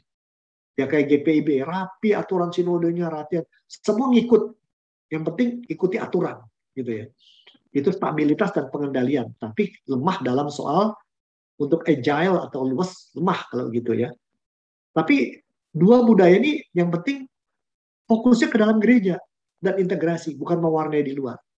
Ukuran keberhasilan kalau klan, ya kita sama-sama mangan orang mangan pokoknya senang. Kalau yang di bawah, yang penting apa? Rapi. Tapi ada budaya lain. Pilihan gereja bisa punya budaya yang disebut adhokrasi. Adhokrasi itu semua serba sementara, yang penting kita mewarnai ke dunia luar. Dan kita fleksibel, liquid, cair. Nah, ini budaya yang dulu dipegang oleh Abalaf. Sekarang mungkin GBI masih beberapa sebetulnya. Pentakosta begitu. Tetapi Pentakosta klaimnya juga kuat. Tapi ada budaya keempat, budaya market. Budaya market itu yang paling penting, kita mau warnai dunia di luar. Kayak di pasar gede, kehadiran kita mesti diperhatikan orang yang datang ke pasar itu. Kita menghasilkan hal baru. Tapi kita jaga secara stabil dan terkendali, bertahap menuju mewarnai itu. Jadi dua hal nih, kita mau lebih dekat pada fleksibilitas atau stabilitas. Atau kita dekat pada perhatian keluar atau ke dalam. Nah, GKI itu ada di mana? Yang jadi masalah dengan warna tadi, kita udah 4 warna itu, 4 warna masyarakat, GKI warnanya seperti apa? Kalau GKI kontrol dan hierarki, Belandanya kekuatan. Kalau klan budaya, itu Tionghoa dan Sunda Jawanya terlalu kuat. Nah, akhirnya GKI semuanya ada ini. Ya, ini nanti detailnya nggak usah. Semuanya ada GKI dan tiap GKI bisa beda gitu ya. Jadi kalau dilihat di kayu putih, ini stabilitas dan konsistensi mungkin angkanya 3. Fleksibilitasnya mungkin 4. Lalu perhatian pada internalnya mungkin 3. Eksternalnya mungkin 4. Samanhudi mungkin nggak persis sama seperti itu. Jadi tiap tempat ini bisa beda. Ini yang buat kita, jadi tiap tempat bisa GKI itu yang satu warnanya, mungkin GKI yang satu warnanya begini. Yang satu GKI yang lain mungkin sama-sama GKI, mungkin dia lebih gede di sini. Yang lain mungkin gereja-gereja GKI yang baru mungkin lebih berani di sini. Ini yang menarik buat kita. Bisa juga awam mempendetanya sama majelisnya beda. Ini yang sedang terjadi di tengah kita. Ya, kita perlu belajar. Nah, tetapi dari mana kita tahu dan bisa membaca, dari mana kita bisa tahu membaca budaya itu? Kita lihat karakteristik yang dominan di gereja ini gimana. Menekankan kerapihan atau menekankan apa? Lalu gaya kepemimpinan organisasinya seperti apa? One man show atau kerjasama rame-rame atau nggak ada yang mau mimpin atau semua sabar sementara. Lalu ketiga, gimana pendeta dikelola? Pergi datang atau diatur yang rapi? Gimana majelis? Pengurus aktif dan aktif. Lalu perekat organisasi, kenapa kita masuk di tengah itu gitu ya? Lalu strategi yang ditekankan apa? Kriteria kesuksesan apa? Nah, ini akan menentukan warna GKI ini seperti apa tiap tempat kita. Jadi dari situ nanti orang bisa lihat budaya mana yang hidup di kita. Budaya masyarakat mana yang kuat di kita. Nah, jadi tadi kita katakan kita punya ini. Lalu kita juga punya kemungkinan ini. Berapa besar kesetaraan kuasa yang kita inginkan? Kita lebih individual apa kolektif budaya kita? Fokusnya jangka panjang atau pendek? Kita tuh maskulin atau feminin? Maskulin itu suka kompetisi. Kalau feminin yang penting adalah keakraban. Kita menghindar berapa bau kita tidak membiarkan ketidakpastian. Berapa besar kita mau tidak pasti, oke. Berapa banyak kita menikmati adalah oke, mana tidak oke. Ada gereja-gereja ketika setelah terjadinya pandemi baru merasa, gila, biaya makan di gereja itu ratusan juta tiap tahun. Setelah nggak makan sama-sama, dia bisa saving banyak. Sehingga walaupun persembahan turun, ini juga turun, mereka masih bisa hidup gitu ya. Nah, jadi gimana dua hal itu? Jadi budaya kita tuh yang mana nih? Kekeluargaan dan semua orang dilibatkan, engagement, atau inovatif dan responsif, yang menekan kendali dan hierarki, atau terarah dan pada mengubah lingkungan. 4 ini adalah 4 hal yang mesti kita pertimbangkan, yang mana kencang di mana, berat di mana kita. Dan tentunya tergantung pada siklus hidupnya. Ya, kalau saya lihat di kayu putih selama masa ini banyak sekali terjadi perubahan-perubahan dan ini. Tapi di pihak lain kalau lihat Cipinang Indah, baru saat inilah mereka memikirkan satu sistem mewarnai jangka panjang. Kalau Samanhudi itu warganya kencang ya. kekeluargaan, tapi mulai terjadi inovatif, advokasinya kencang. Karena mereka sudah lama, kalau nggak gitu mereka akan stagnan. Ya. Nah, kita mesti tentukan budaya kita mau kemana. Tapi secara umum keseluruhan GKI, kerapian dan birokrasi dipegang. Tidak mau diacak-acak, karena itu kesepakatan.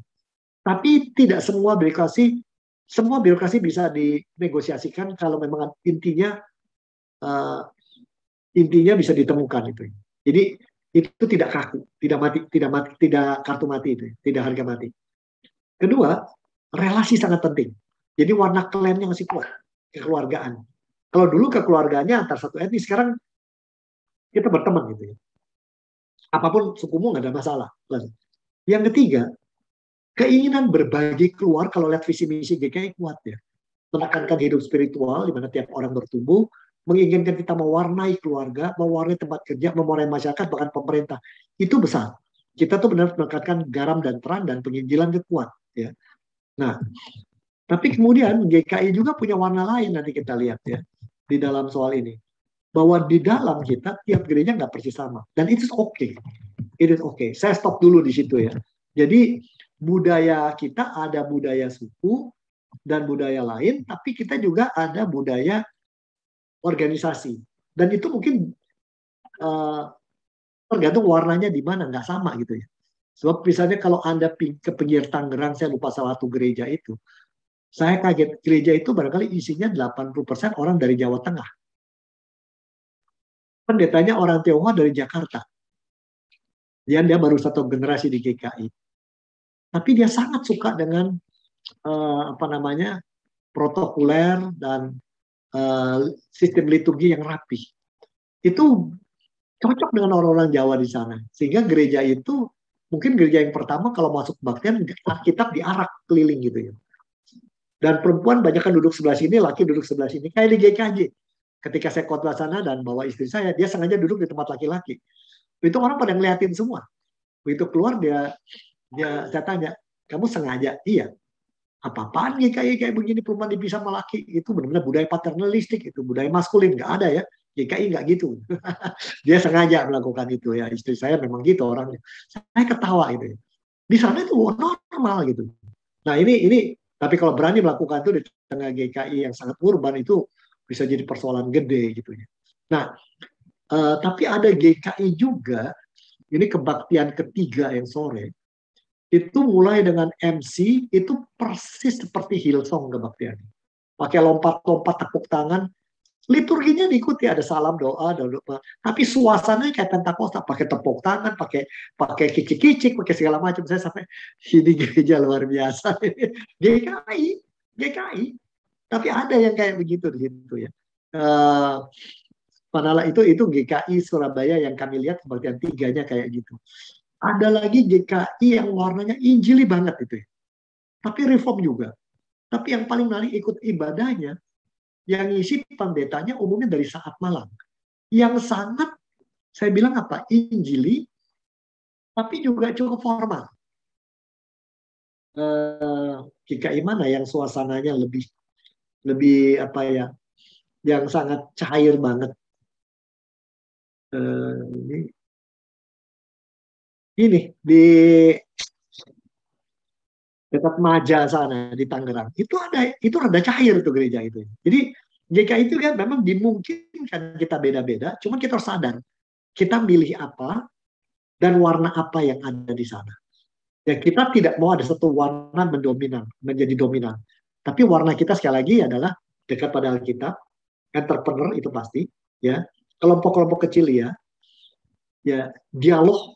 Ini budaya Jawa Sunda dan budaya Tionghoanya dengan budaya Belanda satu. Dialog, komunikasi terus-menerus, akuntabilitas itu sangat dipentingkan. Kita sepakati organisasi prosedurnya tetapi tidak kaku. Lalu ketiga yang terakhir 7, sangat mementingkan pertumbuhan spiritualitas. Artinya kedekatan dengan Tuhan, perubahan komitmen, pertumbuhan komitmen, pertumbuhan konsistensi, dan kontribusi keluar itu sangat ditekankan. Kurang lebih begitu barangkali kalau digambarkan. Nanti saya bicarakan spiritualitas. Saya stop dulu sampai di sini.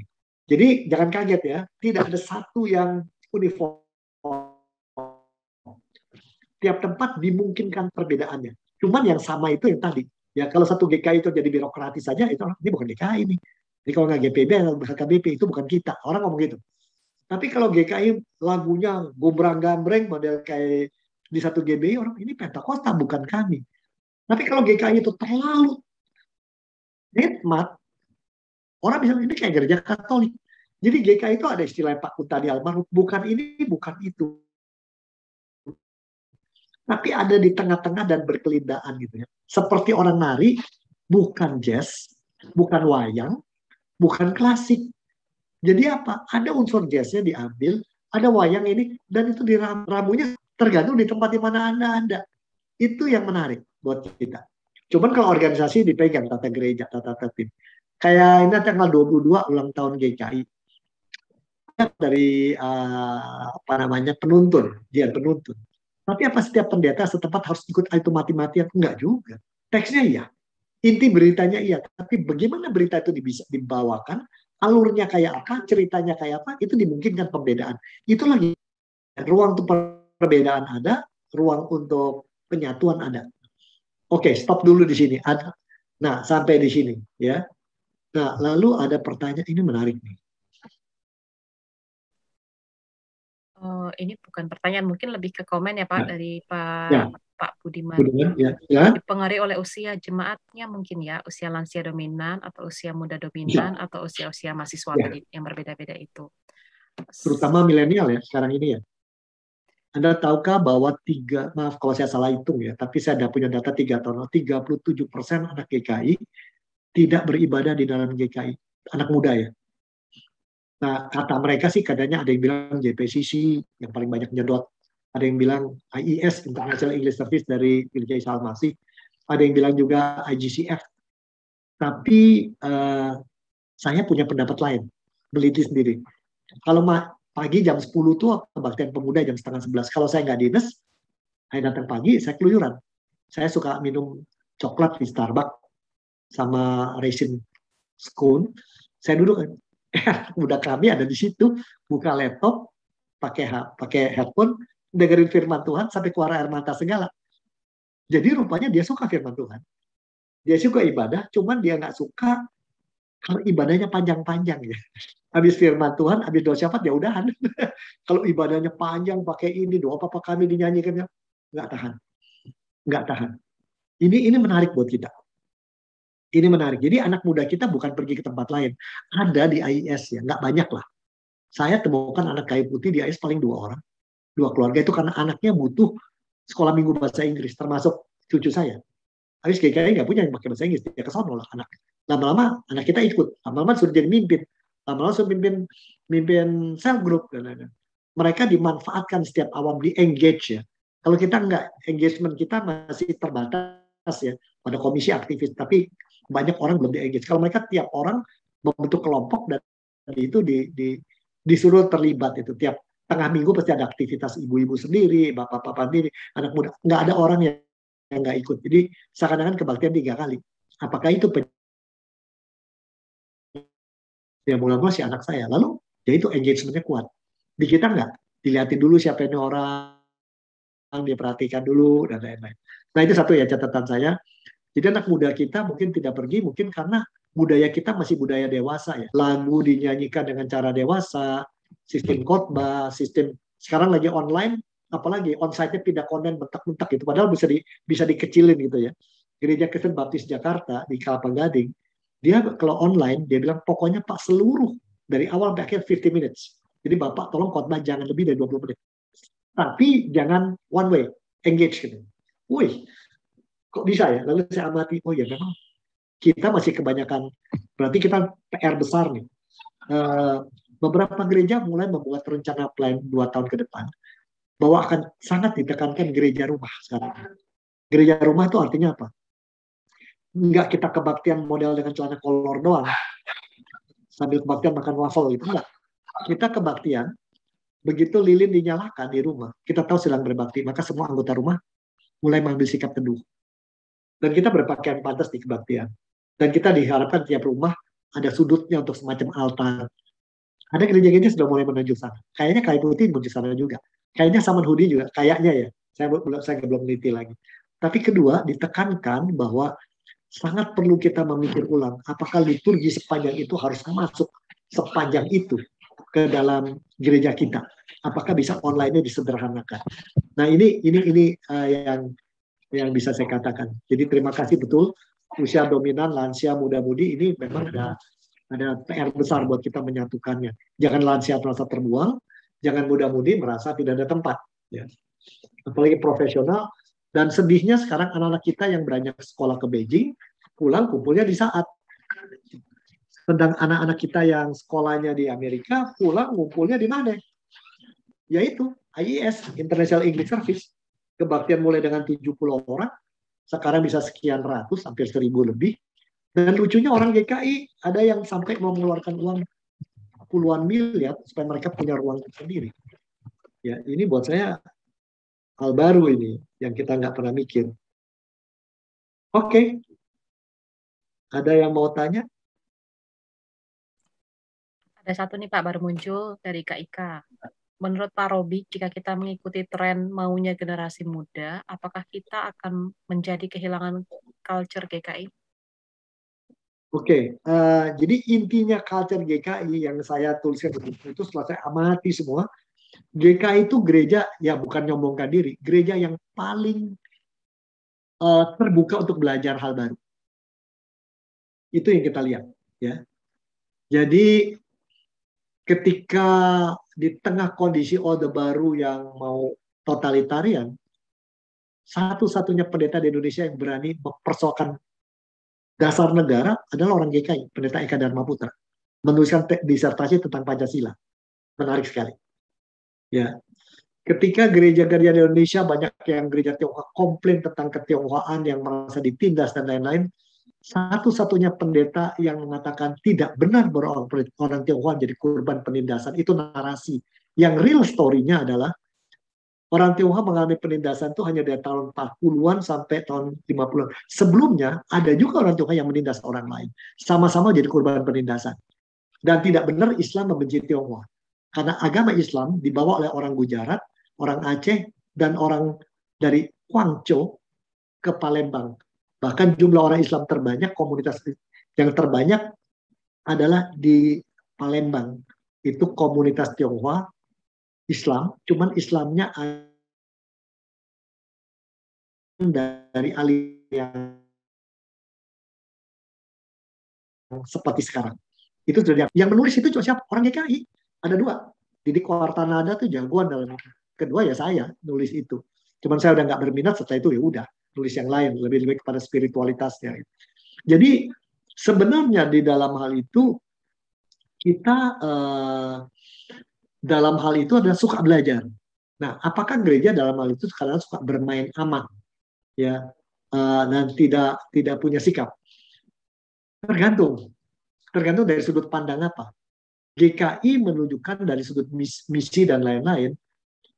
Kalau disuruh PI pribadi, GKI memang meninggalkan prinsip PI pribadi, setiap orang mencari satu jiwa itu tahun 70-an sudah ditinggal ya. Pendeta-pendeta tua kita mendorong kita ke sana. Tapi melalui rumah dan secara interaksi friendship itu sih dimungkinkan.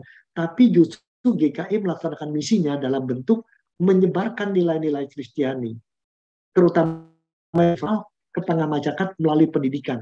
Itulah konsentrasi kita ke dalam pendidikan gede sekali ya. Ukrida, BPK Penabur, kita punya Sinjon juga, mungkin ada yang nggak tahu Sinjon di Bungur. Kita juga terlibat dengan Maranatha bersama GKP. Kita juga berasosiasi UKDW ke 38 lembaga pendidikan. Itu misi kita ke sana. Bukan kita mau main aman, tapi buat kita itu yang paling strategis. Sebab jumlah kita di Indonesia orang Kristen kan nggak sampai 20% gitu ya. Dan pada saat ini nanti Anda lihat apa yang digital jauh lebih maju dari kita. Itu sisi di mana yang GKI bisa. Kesamaan orang GKI secara umum adalah banyak entrepreneur kecil dan besar dari UMKM sampai gede ada di dalam.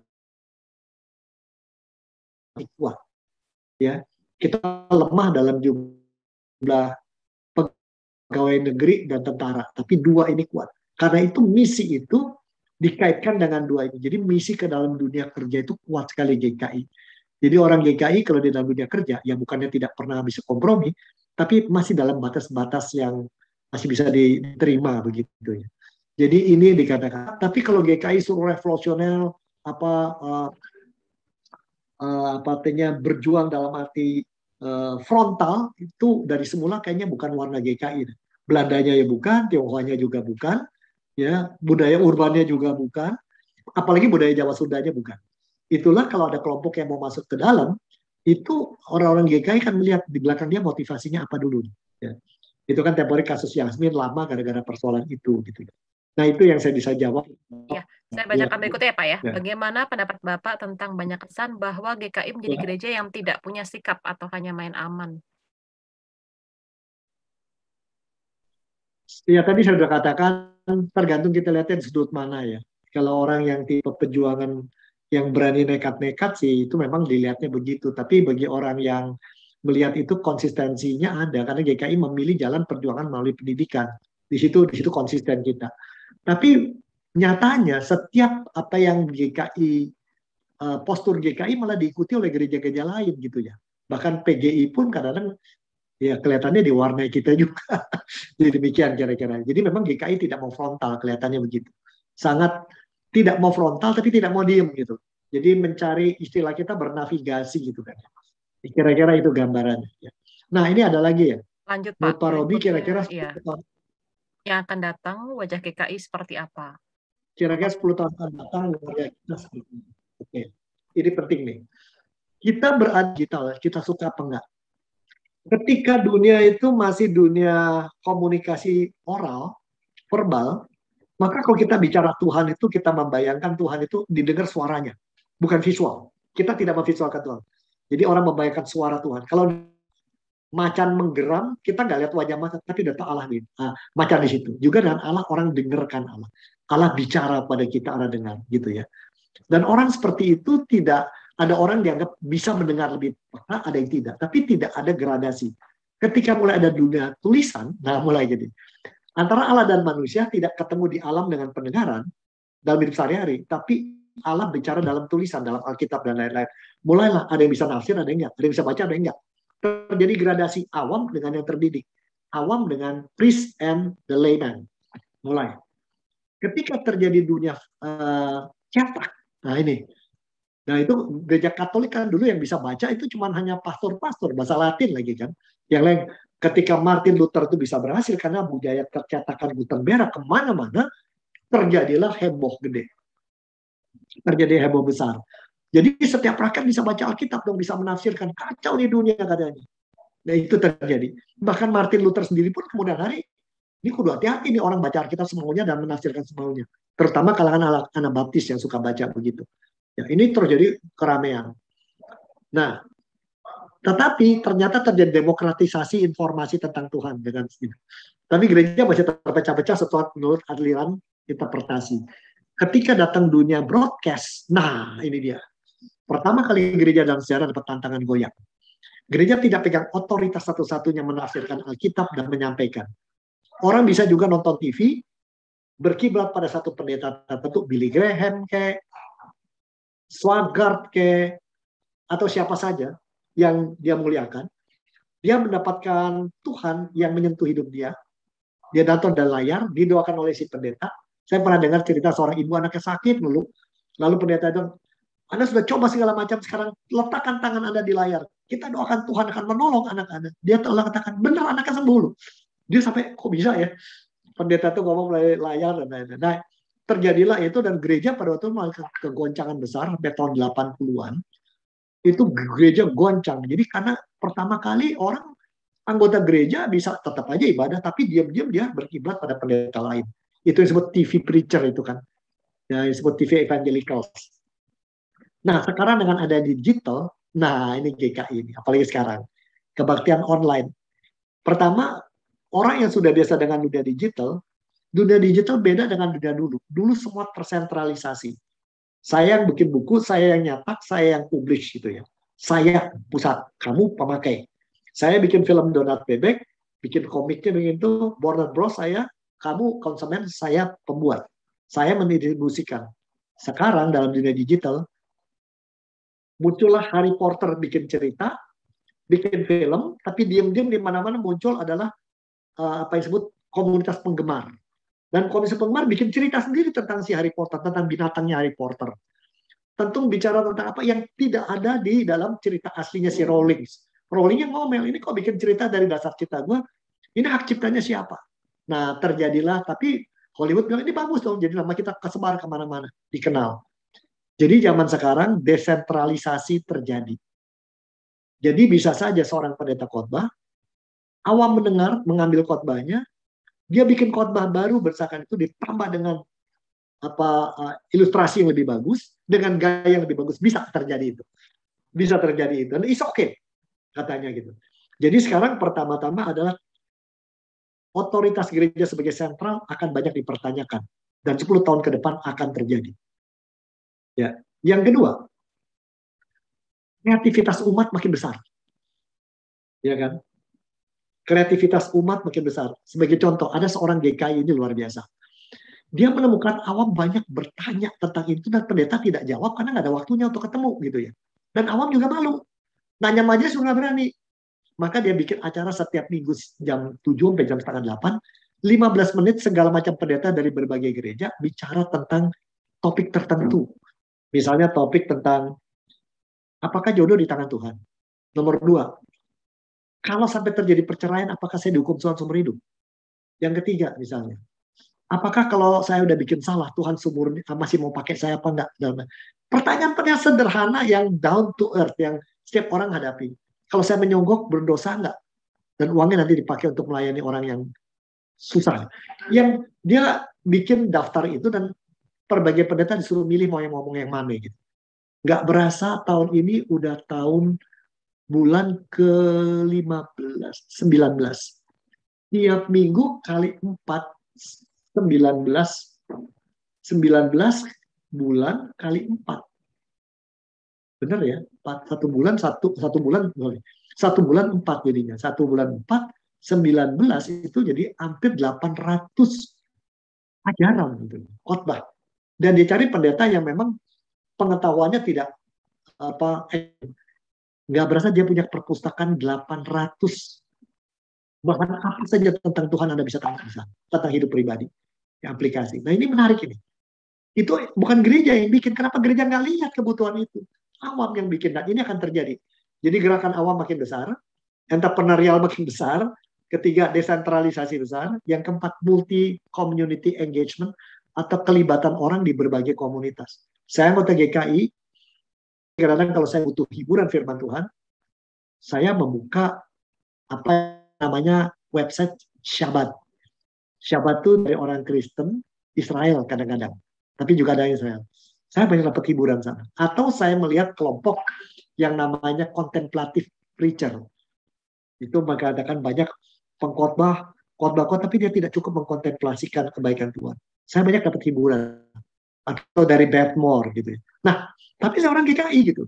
It's okay. Nanti makin banyak anggota namanya GKI, tapi dia terlibat sana, terlibat sini.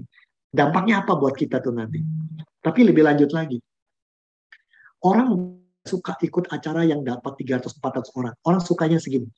30-40 orang. Kumpul secara berkala. Dan terakhir, orang butuh sesuatu yang sifatnya ringkas, pendek, singkat, tepat, dan mengesankan. Nah, apakah GKI akan kehilangan identitas? Enggak. Kalau saya lihat, kalau entrepreneurship-nya nggak hilang. Gerakan awamnya nggak hilang. Kedekatan pada Alkitab nggak hilang. Kalau ini masih dipegang.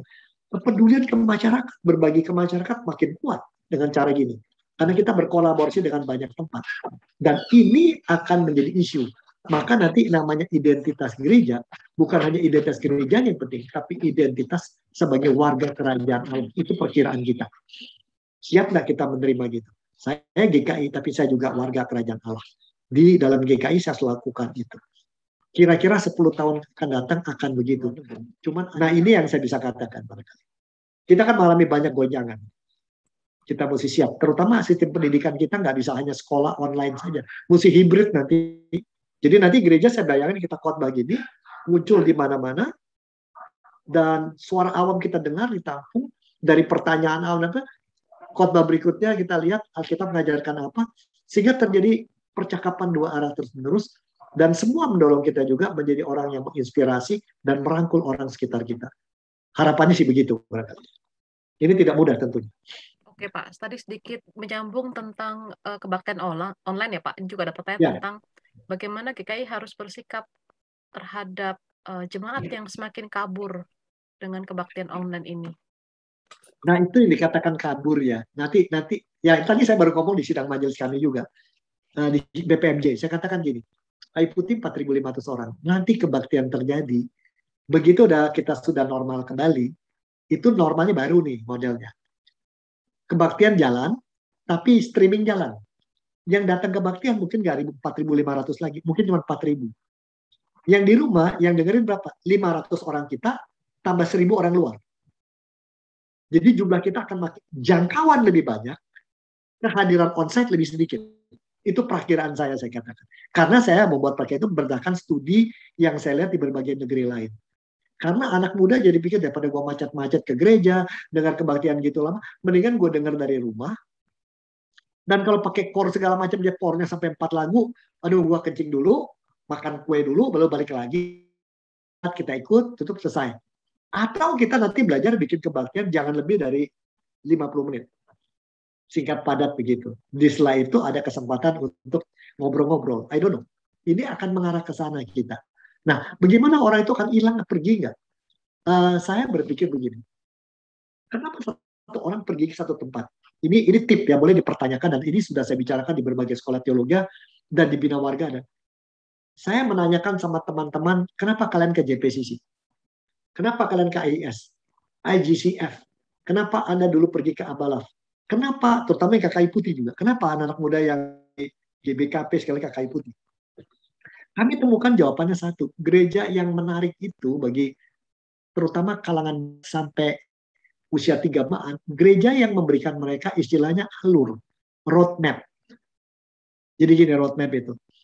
Kalau saya masuk gereja itu dan terlibat di sana, dalam 3 tahun saya tahu saya akan mengalami perubahan apa. Misalnya gambar diri saya jadi positif, saya jadi tahu potensi saya tahu bagaimana saya bisa lebih akrab dengan Tuhan, saya tahu luka-luka saya tahu apa yang saya bisa lakukan buat orang lain. Lalu tahun kedua saya akan belajar bagaimana kerjasama sama orang lain meraih. Dan terakhir saya tahu bidang khusus apa yang harus saya lakukan, kehendak Tuhan bagi saya. Jadi itu seakan-akan orang punya istilahnya menu lah. Saya kalau ke restoran itu saya tahu menunya apa gitu. Jadi kalau saya pergi misalnya ke restoran apa ya di sini misalnya, saya pergi misalnya ke ayam brek. Saya tahu yang saya dapat pasti ayam. Mungkin ada sayur asam, ada tempe, ada ini. Tapi kurang lebih itu. Kalau ke sana lain lagi. Nah, kita itu, kalau kita 10 tahun akan datang masih menjadi gereja yang khusus, maka pertama menunya terus jelas. Kalau ke GKI itu Anda akan mendapatkan perubahan ini. Baik mental, spiritual, dan lain-lain. Kedua, di GKI itu Anda akan mendapatkan suasana. Karena orang belajar bukan hanya dari khotbah, dari konten, tapi juga dari interaksi, dari peneladanan, dari apa yang tidak dibicarakan tapi dilakukan. Nah, ini dulu yang kita mesti bereskan, ya. Jadi misalnya Salman Hudi tidak pernah menyebutkan apa-apa, tapi kalau orang masuk ke sana, selalu ada yang nyal, kamu dari mana, apa kabar? Nanti udah kan, kita belum kenal, rumahnya di mana? Persahabatannya kencang banget. Setiap orang masa tidak jadi ke gereja kalau tidak negur orang lain, menghibur orang lain, ngobrol sama orang lain, rasanya ada yang kurang. Menjadi sahabat dan bersahabat. Ya, menjadi sahabat dan menyahabati itu dua hal itu yang warna itu, suasana. Jadi orang cari suasana yang seperti itu, dia rasa kasih Tuhan kelihatan dari hidup orang. Kedua, dia dapatkan sesuatu menu yang jelas. Kita akan dapat belajar apa saja gitu. Nah, saya kira dalam dunia digital ini itu bisa didapatkan bareng. Dan apakah orang akan berkurang yang datang? Mungkin fisik ragawinya berkurang, tapi jangkauan lebih kuat. Jumlah warga mungkin naik. Nah, catatan, bukan berarti persembahan akan turun. Kalau Anda bisa kelola. Ya, satu malam saya kerja di gereja sampai jam 11. Saya harus selesaikan deadline buku saya. Di rumah rame terus nih. Pakai musik lah ini. Dan saya ke gereja naik sepeda, saya kerja. Jam 11 malam datang seorang opung-opung naik motor. Ada Pak Pendeta di sini. Saya udah lama nggak ngasih persembahan, ini di amplop. Oke, opung, saya bilang, saya pegang aja, besok saya kasih, saya akan kembali sini. Nggak usah deh. Jadi nyusahin Pak Pendeta, saya bawa pulang. Tapi buat saya terharu itu, orang setua gitu naik motor malam-malam hanya ngasih persembahan. Saya tanya kenapa mulanya? Saya doa, syukur kebaikan Tuhan. Dengan kemarin, baru saya sadari gereja ini mewarnai saya banyak, saya ingin berbagi. Kok saya belum perhatikan kebutuhan gereja? Jadi, mungkin dia tidak selalu datang nanti kebaktian. Apalagi nanti kebaktian dimulai pun orang tua kan nggak boleh datang di atas 60. Tapi hatinya masih tetap datang. Nah, itu bagaimana kita membuat itu tadi yang saya bilang. Roadmap jelas, suasana jelas. Dan perhatian khusus pada seperti ke Starbucks tuh misalnya, kenapa sih kita milih Starbucks? Mungkin karena suasananya, customer service-nya. Berarti kayak apa yang membuat orang tertarik, perlu dipikirkan apa yang menjadi kekhasan GKI Kota Wisata gitu ya. Betul, temukan itu. Temukan kekhasan kita. Ya. Oke Pak, ada dua lagi nih Pak. Nah, tadi terkait tentang anak muda yang banyak ke JPCC, GIA, dan sebagainya gitu ya Pak ya. Apa ada metode yang sudah dilakukan Sinode untuk pelayanan anak muda GKI secara keseluruhan? Saya kan udah emeritus 3 tahun, saya nggak ikuti day by day ya. Tapi kalau saya lihat, apa yang klasisnya minggu ini ada percakapan tentang kepemimpinan, dan mereka menuju apa yang namanya intergeneration ya. Ibadah antar generasi. Jadi ibadah jangan dipecah-pecah, pemuda sendiri, orang tua sendiri, tapi ada saat-saat tergabung. Itu yang saya tangkap saya ya. Mungkin saya salah, tapi itu. Yang kedua, kelihatan akan menuju gereja di mana ibadahnya lebih cair, tidak seperti sekarang. Jadi saya suka godain orang yang bawa Alkitab kayak begini ya. Pernah di kota di itu bawa Alkitab gini si ibu-ibu. Saya tanya, Bu nggak dosa Bu? Oh tangan cebok di atasnya Alkitab. Maka sore dia kebaktian dia begini. Saya goda juga, masa tangan cebok, tangan kiri dibawa mengalasi Alkitab. Dia bawanya begini ya. Ya, yang kayak begitu-gituan buat budaya digital mungkin simbolisme itu mesti disederhanakan barangkali. Dugaan saya. Contohnya, gereja di Rusia pernah perang 30 tahun menghabiskan 2 juta orang mati. Hanya gara satu. Pertolongan kita dalam nama Tuhan menjadikan langit dan bumi. Tangannya begini si pendeta atau begini. Gara-gara begini dia perang. Itu kan simbolisme yang dikakukan. Ya sama dengan pembaptisan, apakah dengan dalam nama Bapa, Putra, Roh Kudus atau dalam nama Bapa, Putra, Roh Kudus. Yang begituan itu bisa dipersoalkan. Nah, gereja Indonesia yang ada di kota Melbourne, kalau orang mau dibaptis, mereka bisa bertanya, itu GKI kita kan? Balai Asosiasi. Anda mau dibaptis selam atau celup? Selam atau apa? Ciprat. Atau itu ya, percik. Saya pertama kali waktu di sana kaget. Saya tanya Pak Pendetanya kan lebih senior. Oh di sini ada pilihan Pak. Yang penting esensi dan substansi. Nah kita nih ini saat-saat seperti ini 10 tahun ke depan, ini saat dimana Tuhan memaksa kita untuk memeriksa kembali substansi ibadah itu apa sih? Substansi perjamuan itu apa sih?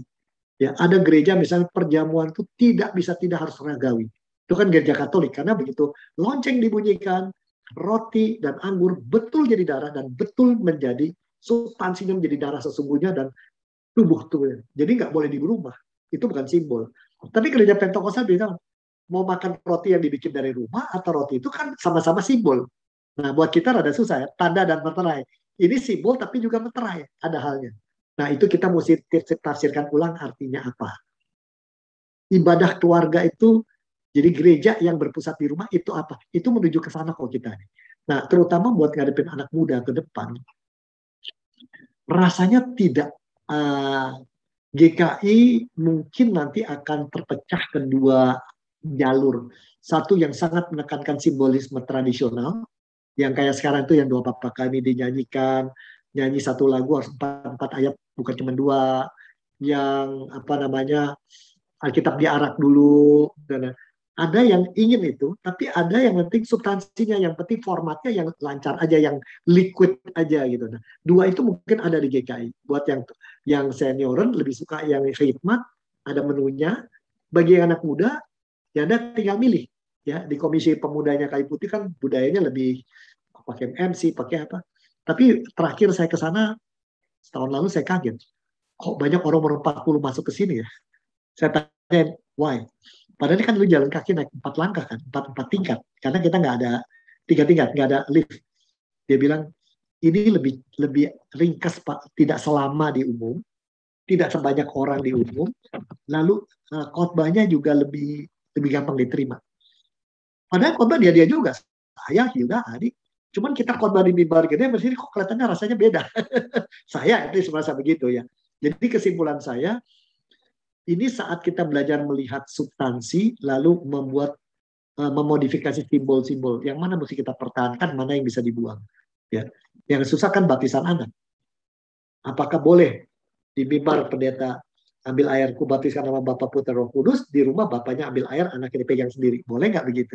Nah, yang begitu kan menjadi satu pergumulan dan jawabannya belum gampang. Tapi kalau kita tidak melakukan gitu, agak jadi masalah buat kita. Ya. Ini ada pertanyaan mengenai corona dan keruntuhan ekologi. Nah, ini penting ya. Ya, ini bagaimana peranan gereja saat ini nih Pak dan masa yang akan datang? Ya, ada 2 isu besar ya. Pertama, keruntuhan ekologi bukan hanya soal maaf ya kalau ada di antara Anda bekerja di pabrik pupuk. Sebenarnya kan pupuk Indonesia juga banyak yang menimbulkan masalah. Kedua, karbon ya. Karbon dari mobil, pembuangan mobil. Lalu ketiga, isu besar kita, jujur saja luar laut ya, dirusak oleh banyak plastik dan lain-lain. Masalahnya, GKI, ini sekali lagi posisi saya ya, banyak orang yang bergerak di bidang bisnis itu tidak menyadari dampak jangka panjang. Dia lihat jangka pendek aja. Ini plastik, sekarang kan banyak orang beli plastik terus buang, beli plastik buang. Berapa banyak sampah plastik selama masa seperti sekarang ya? Kalau pendapat saya berani taruhan banyaknya nggak kira-kira gitu ya. Jangankan sampah plastik, tas kain aja makin banyak di rumah, barangkali ada 100 tas kain. Saya kumpulin. Buat apa ya? Separuh saya taruh di mobil bagiin ke orang gitu ya. Nah, orang itu soal banjir di Yunani, banjir di Turki, banjir di Jerman. Saya sampai nggak salah, RRC, India. Saya pikir, ini nggak lama lagi Indonesia bakal kayak apa nih banjirnya. Nah, jadi kita nggak mikir itu. Dan jujur saja dalam hal ini, GKI itu jauh dari perhatian. Sorry, ini penghakiman saya ya. Sangat sedikit orang GKI yang mau ngomong, tertawakan ngomong begitu. Dianggap barang aneh. Ngomong soal dunia digital aja kita masih dianggap barang aneh. Kita ngomongin soal internet bakal begini. Saya masih ingat itu penulisannya Pendeta Dani Purnama tahun berapa. Saya menuliskan di buku harian dia itu, di buku dia. Dan ternyata 10 tahun kemudian itu yang Bapak ngomong terjadi sekarang. Sama dengan ini. Soal ekosistem. Kalau kita tidak melakukan satu dan GKI tidak ngomong, padahal GKI bisa. Karena laboratorium BPK Penabur, nah ini for information, punya hal-hal yang luar biasa dibuat oleh anak-anak. Kita punya temuan-temuan yang tidak diperhatikan orang. Padahal banyak loh. Di Bandung, di Jakarta, di Serpong, anak-anak kita. Itu yang belum diangkat. Ini barangkali mungkin karena kalau bicara soal ekologi, orang anggap ini adalah berat nih buat CSR perusahaan dan kita banyakkan mungkin juragan.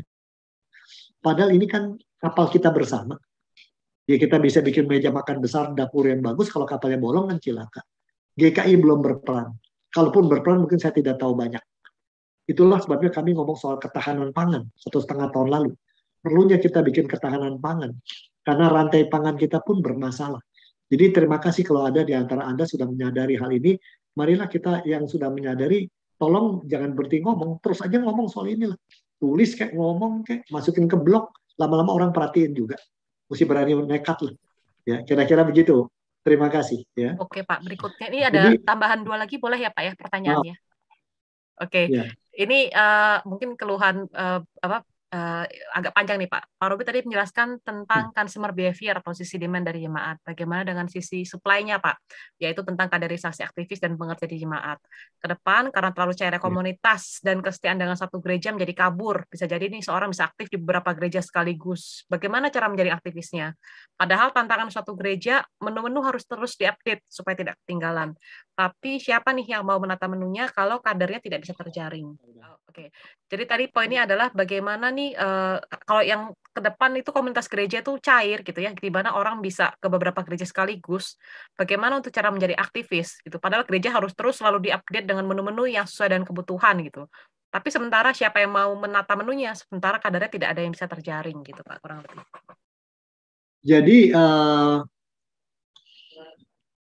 Jadi perakiraannya ke depan ini nanti memang di gereja setempat itu memang ada beberapa full timer lebih besar dari jumlahnya sekarang. Jadi kalau sekarang ada pendeta 2 orang gitu ya. Tapi nanti mungkin ada asisten pendeta masing-masing 5-10 gitu ya. Lalu ada volunteer.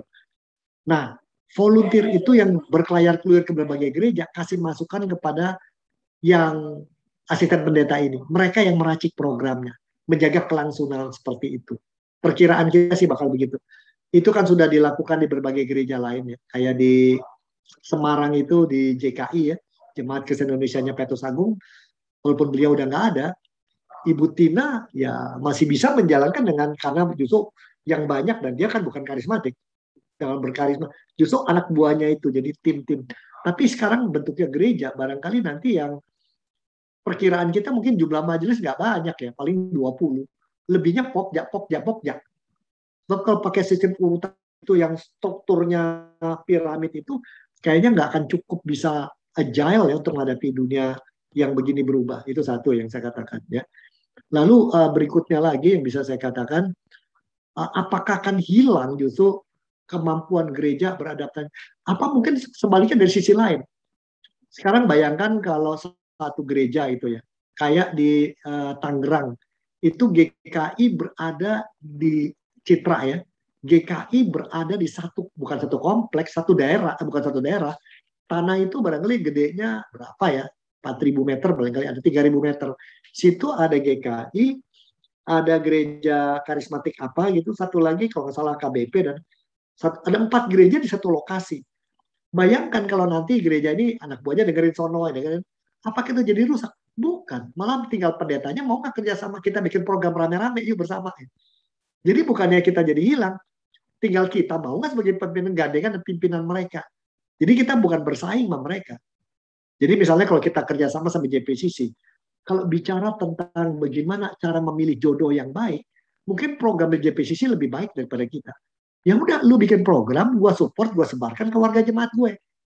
Tapi kalau bicara bagaimana persiapan pernikahan, JKI lebih bagus. Orang lu ikut sama gue.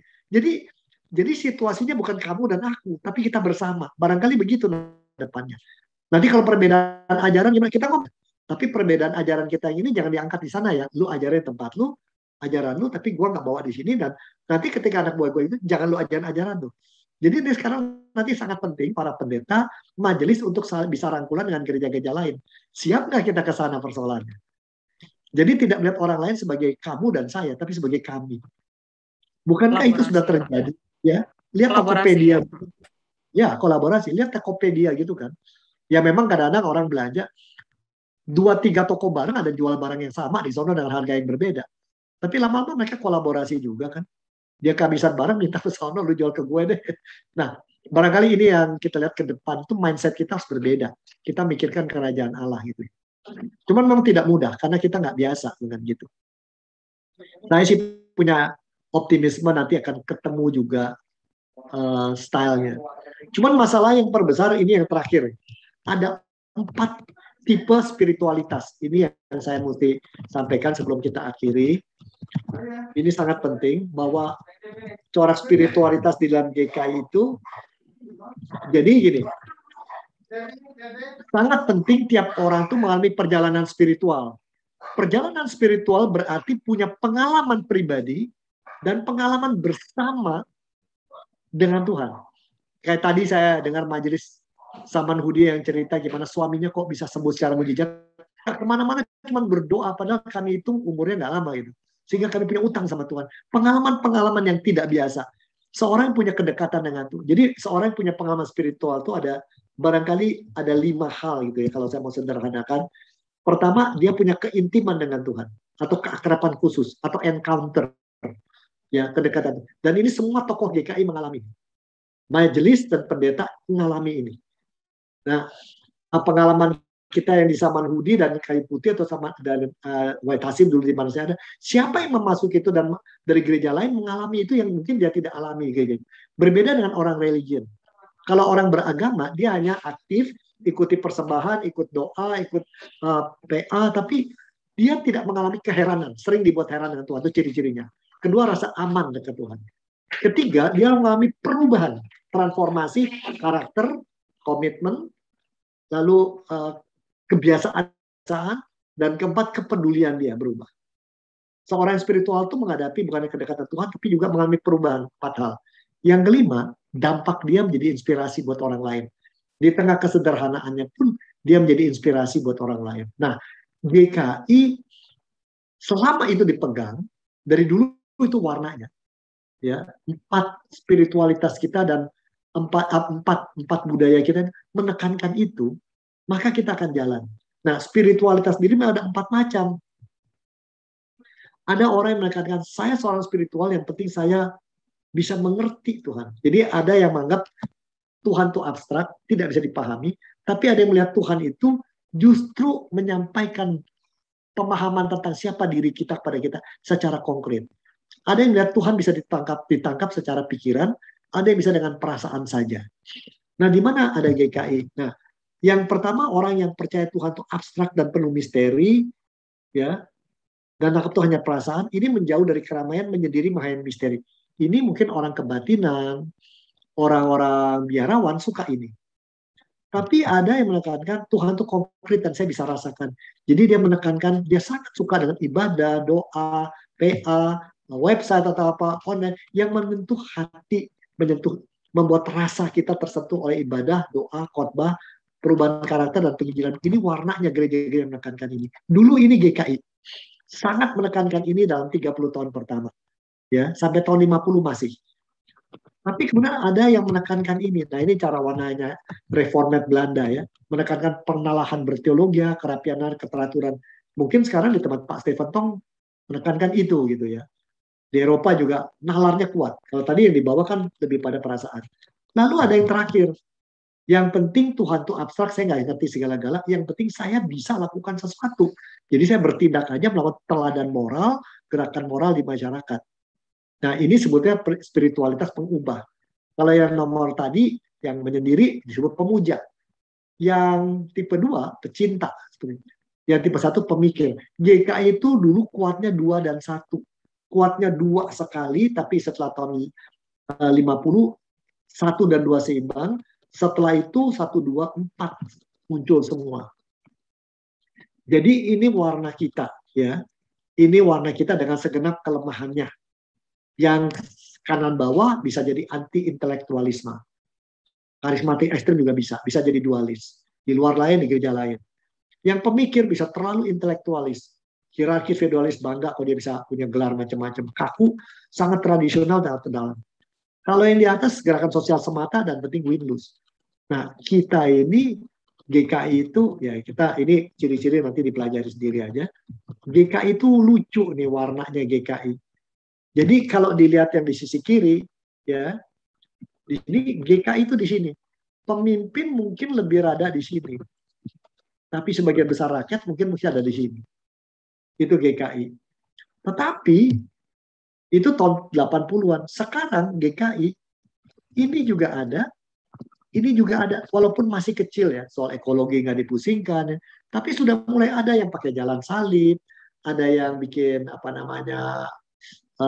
masuk ke dalam kontemplasi harian, bahkan puasa 40 hari sebelum Jumat Agung, ada itu gitu ya, sudah mulai gitu ya.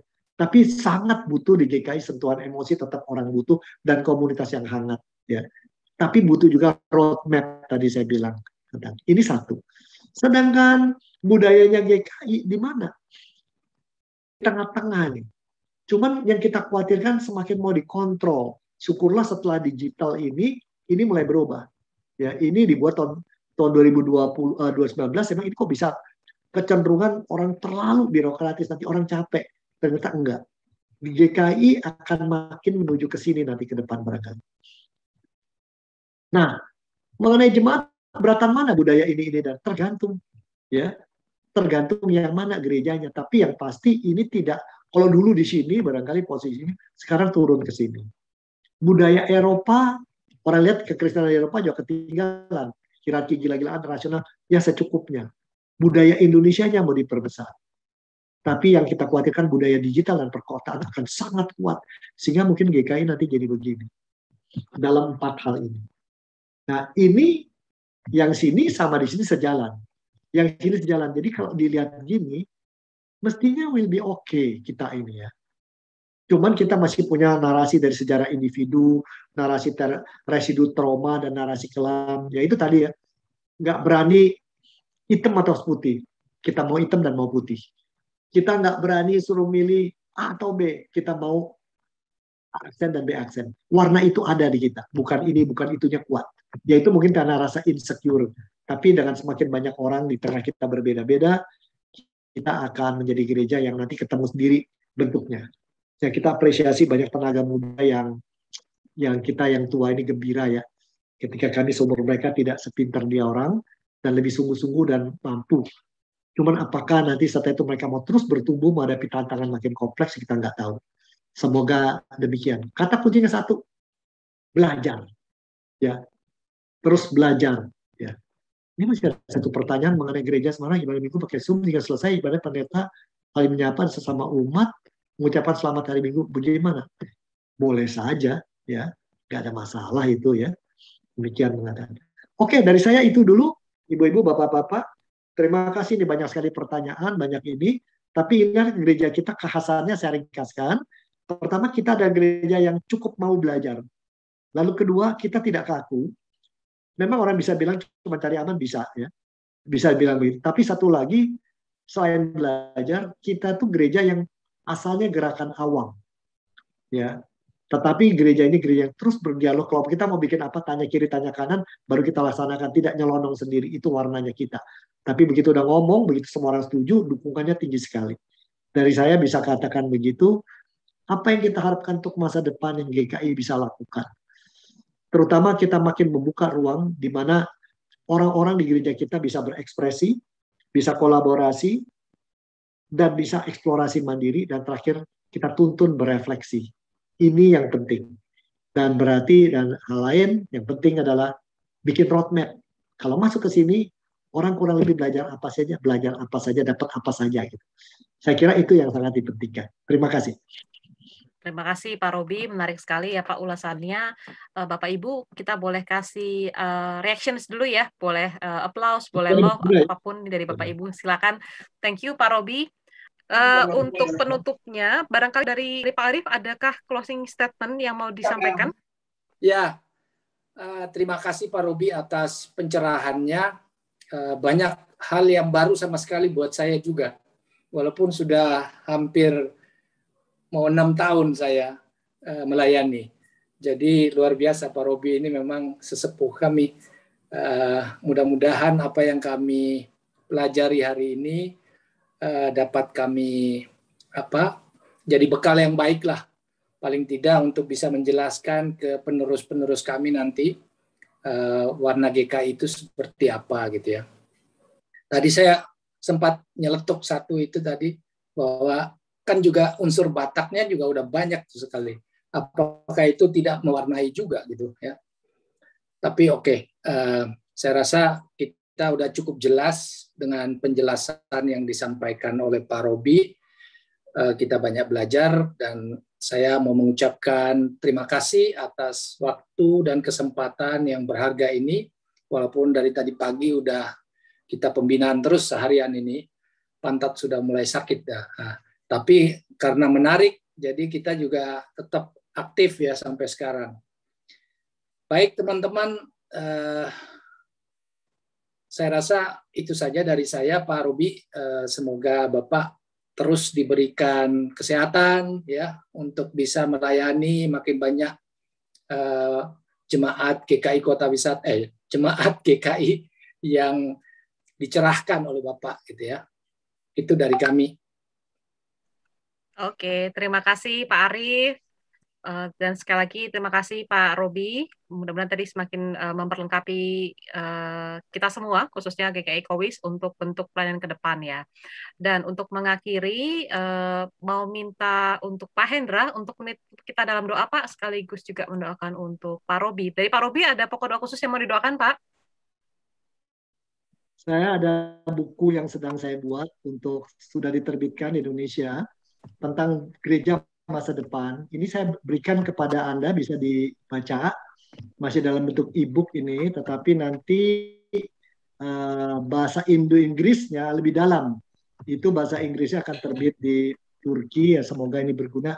Saya nggak ngomong apa-apa, saya cukup semua didoakan, tapi ini silakan bahannya boleh dipakai. Semoga ini berguna buat Anda, boleh dibaca. Semoga ini bisa membuat gambaran mau kemana kita pergi masa depan. Dan kota wisata saya kira dalam posisi yang sangat sebenarnya cukup untuk masa depan Indonesia cukup sentral ya karena letak posisinya. Dan itu cobalah temukan apa yang Tuhan ingin berikan pada Anda secara khusus. Sekali lagi terima kasih untuk kesempatan ini. Baik, untuk menutup kita untuk sore hari ini, Pak Hendra, silakan Pak. Baik, mari Bapak Ibu kita bawa dalam doa. Bapak yang penuh kasih, terima kasih pada sore hari ini, menjelang malam kami sudah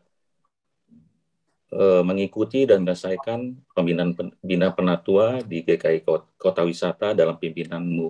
Dan kami berterima kasih, semuanya berjalan dengan lancar, walaupun hanya 2 jam, tapi banyak hal yang kami bisa terima dalam kehidupan berjemaat, juga dalam pelayanan, dan juga apa yang kami terima dari Pak Pendeta Robi Chandra, semoga memberikan kami inspirasi dalam kami melakukan pelayanan di saat ini maupun di masa depan. Biar kami terus bisa melayani dalam kehidupan kami dan terus bisa tetap dalam pemeliharaan-Mu walaupun dalam suasana yang saat ini belum menentu. Kami berdoa khususnya kepada Pak Pendeta Robi, biarlah Kau pimpin dalam kehidupannya, dalam keluarganya, kesehatan, segalanya kelancaran, dan juga dalam pelayanan-pelayanan dimanapun yang Pak Robi jalankan, boleh dalam pemeliharaan-Mu dan selalu Kau sertai dia. Terima kasih Tuhan, sebentar kami berpisah satu sama lain, biar kami bisa berkumpul bersama keluarga untuk menikmati malam minggu ini. Terima kasih Tuhan, dalam nama Tuhan Yesus, kami sudah berdoa dan mengucap syukur. Amin. Amin. Amin. Terima kasih Pak Hendra. Terima kasih Pak Robi. Sehat-sehat selalu ya Pak Robi. Salam buat Bu Julia ya Pak.